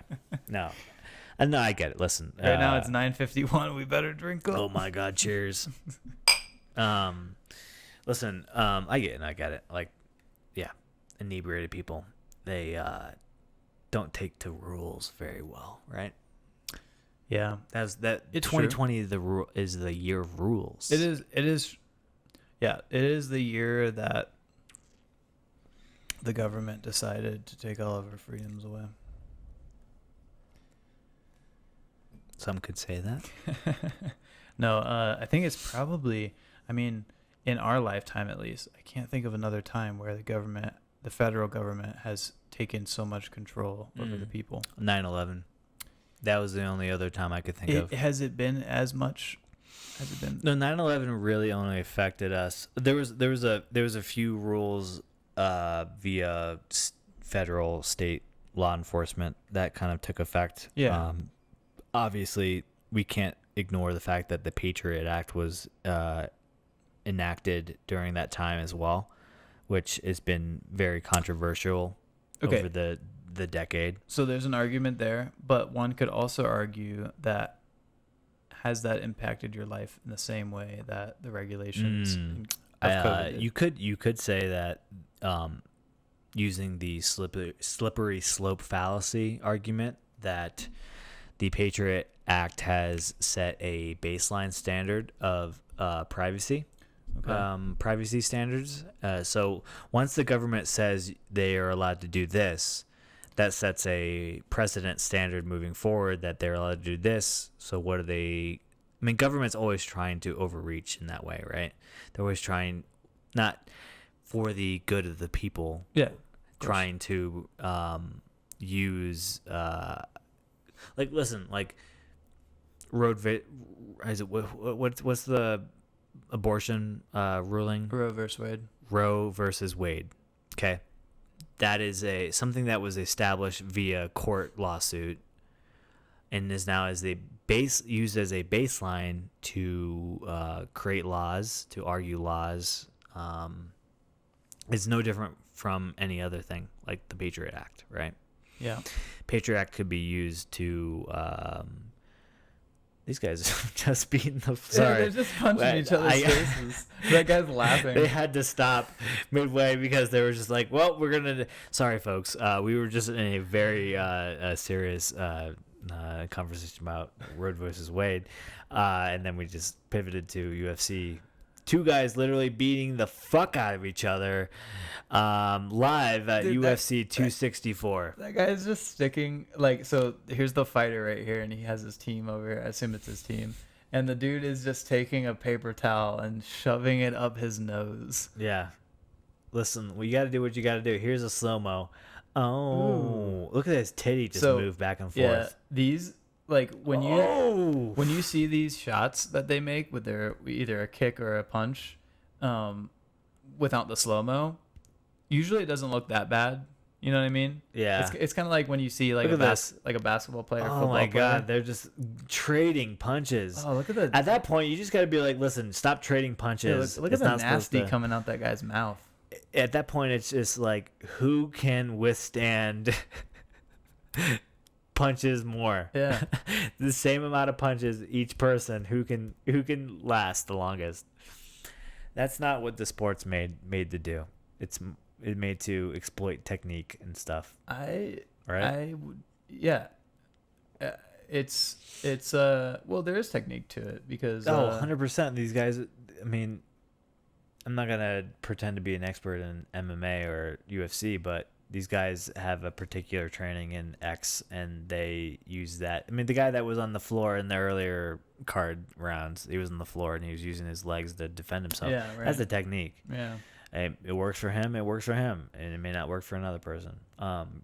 See, like this guy. So we got one guy on the right here who's basically Burns versus Thompson. Still, he's keeping his hands up a lot, you know, for the blocks, and then the other guy's got his hands down. So there's kind of like, you kind of wonder, why isn't this guy holding his hands up towards his face? Because if he that other guy gets a hit on his face, he could knock him out. Yeah, like that's all it could take. Yeah. Oh yeah, one good hit to the face and you're done, man. Yeah. So why isn't he protecting his face more? He's not worried about it. Why isn't he worried about it? Because he may be disoriented, a little tired, fatigued. He may be. So you think it's harder for him to hold his arms up? Dude, like you think he's not necessarily with these 4-ounce gloves, but with those fucking boxers holding up boxing gloves for fucking 6 minutes is kind of tiring. We got a nice kick on him. Oh, now he's whacking him. I went rock climbing the other day. Yeah, and we still need to go. Yeah, you do. We're gonna go in August sometime. We were gonna go tomorrow, but you're busy. So I'm a busy man. I got 2 holds from the top, and I literally just couldn't go anymore. Like, you just let go. Like my arms, I couldn't get myself up any further. Like I physically couldn't do it, and I just had to. Yeah, I had to go down. It was crazy. It's so weird when your body physically can't do something. Like it's almost kind of scary. Yeah. You know what I mean? No, I do know what you mean. Yeah. I gotta go. I gotta get going on doing that. I have rock climbing. Yeah, rock climbing. Yeah. I want to get into it. Oh, it's so good. Yeah, I been working on some stuff, which I should say. Sneak preview. There's another podcast coming. Oh no! Lucky Duck Broadcasting presents. I'm not gonna give away any details, but stay tuned for another podcast via. So, I should say officially, At the Lucky Duck is brought to you. We don't ever say this, but the parent company to At the Lucky Duck is Lucky Broadcasting. That is the company that we have formed to create the podcast network or podcasts underneath to, we'll support podcasts underneath this network. So one of the podcasts that Lucky Broadcasting LLC supports is At the Lucky Duck. For obvious reasons. First podcast OG, and we'll continue to support other podcasts under that network. And one of the podcasts that is coming out of that network is something that myself and Cole Gosley, which has been on the podcast before, if you guys have listened. And him and I have been working on another podcast, something very different from this program, something that's more classified under the audio drama fiction podcast, I guess, genre. And we're hoping to have something for you guys at the end of the year. A first episode. We're very proud of it. Cole, who is an amazing writer, has graciously lended his time to entertain my crazy fucking ideas for stories. Has really taken it and made it his own little story. Nothing but great things to say about it. So coming later this year, another podcast under Lucky Broadcasting. I don't want to say the name yet because I don't know if I can, but we have some good names attached to it, some industry names. I've been working every week for the last 10 months to get this thing off the ground with Cole. And I'm excited to, we'll probably have a bonus episode of At the Lucky Duck with them, I guess I should say myself, Cole, and a couple other people attached to the project, doing kind of like a round table on it. So stay tuned. If we do a Patreon or if we do like a Kickstarter for the show, we'll probably add that as bonus content, maybe. Yeah. We'll see. We'll see how it goes. I could say that he's really been working on it. You guys should be super excited. It's really been cutting into our Rocket League playtime. Oh my God. So yeah, stay tuned. It's gonna be great. Yes, looking forward to it. Looking forward to getting it out to you guys. Right now we're in the casting phase of the show, which has been really interesting. I've been using Backstage, which is like a casting job site. Casting job? Oh, yeah, like Backpage. Yeah, I know what that is. Backpage? Yeah, you know. Prostitution. Hookers. Yeah, exactly. Wait, so you hire them to do voice acting? Can I just stop you for a second and say, fuck you, Logan? Oh. You know what that is? Yeah, I know what you're talking about. Okay. Yeah. Can you give me a fuck you, Logan? Yeah. Fuck you, Logan. Yeah.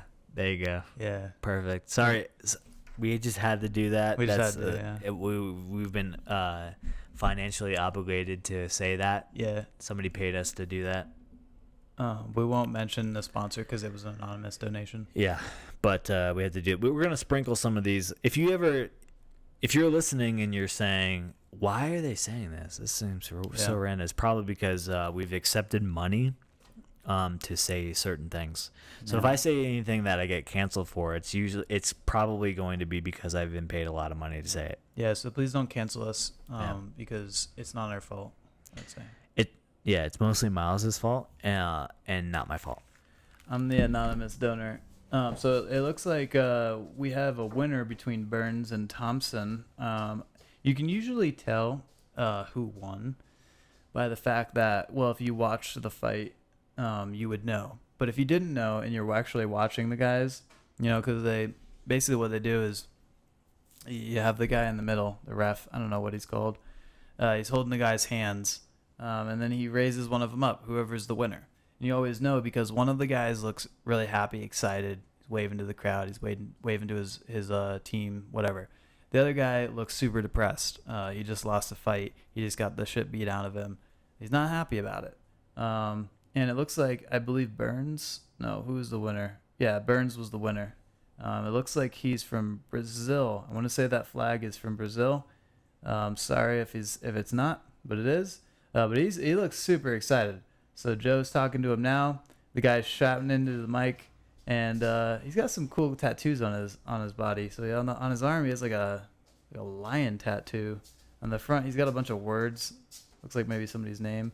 But if you look at these replays, they're just crazy. I mean, like they will go. I mean, how long is a fight? Maybe 20 minutes or something. Yeah, like a decent fight. Like maybe at most 30 minutes.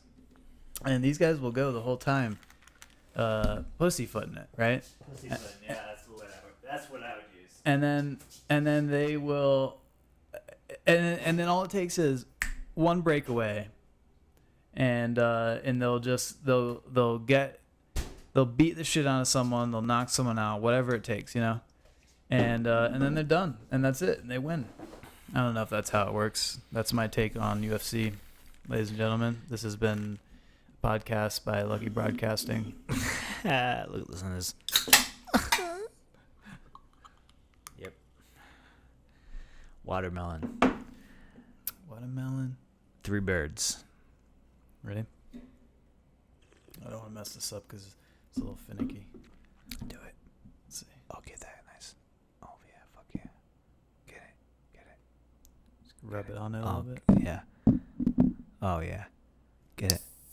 Oh my god. Do you hear that fizz? Oh my god. I instantly got goosebumps. And then ready? Yeah. Get a little slurp. Oh yeah. I know you gotta get that little.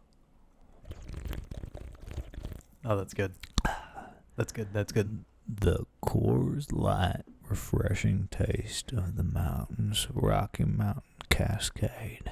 That's pretty good. Do you practice that? Thank you. You should be the voice actor. Are you the voice actor? I'm the voice actor. Oh, you've been on Backpage? Oh, here he is. Oh, the God. man, the myth, the legend. I think the main event. Yeah, is this gonna start finally? It's now 10 o'clock. It's 2 PM. hours after the main card. When we looked this up, ladies and gentlemen, we're not avid UFC pay-per-view people, but we wanted to watch this one, and we were like, okay, 8 o'clock is the main card start. We assumed that's when the fight was, but it's now 2 hours after, and the main event has not started, which I think is normal, and I think I knew that was normal, but yet we are here, and we're still going strong. It is 3 hours into the show. Thanks for still tuning in. Miles, should we wrap this up? Yeah, we should probably wrap it up. Yeah. Yeah, I mean, look, no one really gives a fuck about the fight. Yeah. No one cares if we're not here to tell you or give you highlights of this stupid fucking fight. In fact, there's another one that's going on that's not even related to the main event. So listen, we're here to give you guys great content. We're here to talk to people, talk about their life experiences, give an open dialogue to voices that may not be heard, all of the above. If you guys want to hear a certain person on our podcast, please let us know. Or if you want to be on, let us know. If you think you're cool enough to be on here, fucking let us know. Yeah. Okay? If you're cool enough to get canceled, let us know. If you think you're cool enough to be on our show, then you need to hit us up at LuckyDucks/Instagram/Periscope.com. If you think that you're invincible from getting fired from your job for saying something wrong on a podcast, then let us know. Yeah. If you think that your extended warranty on your Jeep Grand Cherokee is overreached, then you need to contact us immediately for what? Speaking of what? Okay, so I don't know where I saw this, maybe Reddit, maybe Instagram, something. Some woman was getting a colonoscopy someday, and she wrote on a letter, "We've been trying to reach you about your, extending your warranty on your car," or whatever, like that whole thing. Okay. And she took the paper and put it in her butt, like I think sticking out a little bit. Yeah. That's gotta be fake. No, dude, I think it was real. No. Yeah, she showed her chart after, like where the doctor What? writes all the things, and the doctor wrote that they found the note. Dude, that's a meme that's gone too far. Dude, that's crazy. Yeah, I would do crazy. that. I would do whenever I have to get a colonoscopy. I'm doing Hide it. stuff for them. Yeah. To know that they actually Like did a hamster. Oh, to know that they actually how many? Because you go under, right? To know that they actually did their job, you have to hide shit in your butthole. Dude, that's now. like whenever you get your tires rotated, you have to mark the tire to know that they actually rotated it, right? Yes. So what would you put up your butt to make sure they found what they found? I would probably put when you were a kid, those rings that you'd put on like the thing, Like you'd What? have like 6 rings, like little toy rings, and there was like the stick thing, and you would put them yeah, on. okay. Like one was like bigger. and Yeah, then yeah, different smaller. colors, the rainbow. So not the rings, but the thing. Put just- that in the yeah, butt. put it. Yeah. Can I just be real with you? That is the most random fucking shit I've ever heard in my life. Cool. Honestly, I don't know where that came from. Is this some weird like pre-childhood experience that you had? Probably. Did you try to like shove that up your butt already Yeah. before? I'm kidding. Wow. Yeah. We did it. We've This is come the this end. far. This is the end of the first season. Oh shit! This is the We end. did. We don't have sparklers or fireworks. Obviously, we're inside, so that's really stupid. Why did you suggest that, Miles? I don't understand. Look, we're never gonna sell out. Okay. Listen, we will sell out. I will sell out immediately. But I'll never sell out. Miles will never sell out. I'll be the guy who keeps his stock and then ends up losing out. Yeah. Like the opposite of like the Apple and Microsoft guys, Facebook guys, and Victoria's Secret. Did you hear about the Victoria's Secret guy? No, but that's probably Wasn't that in A the topic social network? for another Yeah, probably. podcast. Anyway, it's been a great year. 9 months ago, we posted the first podcast, Months ago, bitches. which means we are probably about 10 months out. This has been a good time. We're going to be starting again in another month. We're going to start season 2. We're going to have Yep. a lot of great content. Thanks for everybody who's been listening in. Thanks to our sponsors, OnlyFans.com, Three Birds Hard Seltzer, and iPhone, Apple. Thanks for Apple for being a really good podcast sponsor. I really appreciate you guys, all the money you guys have sent to us. Yeah. And if you ever look us up on OnlyFans, it's at ANULCHUGE. Yeah. Until next time, everybody, thanks for listening in and enjoy the rest of the season. We are at the Lucky Duck with Chase and Myles, to be continued. See ya in season 2, everybody. Go on TikTok, Until next podcast, time. Instagram, D. YouTube. Let's go.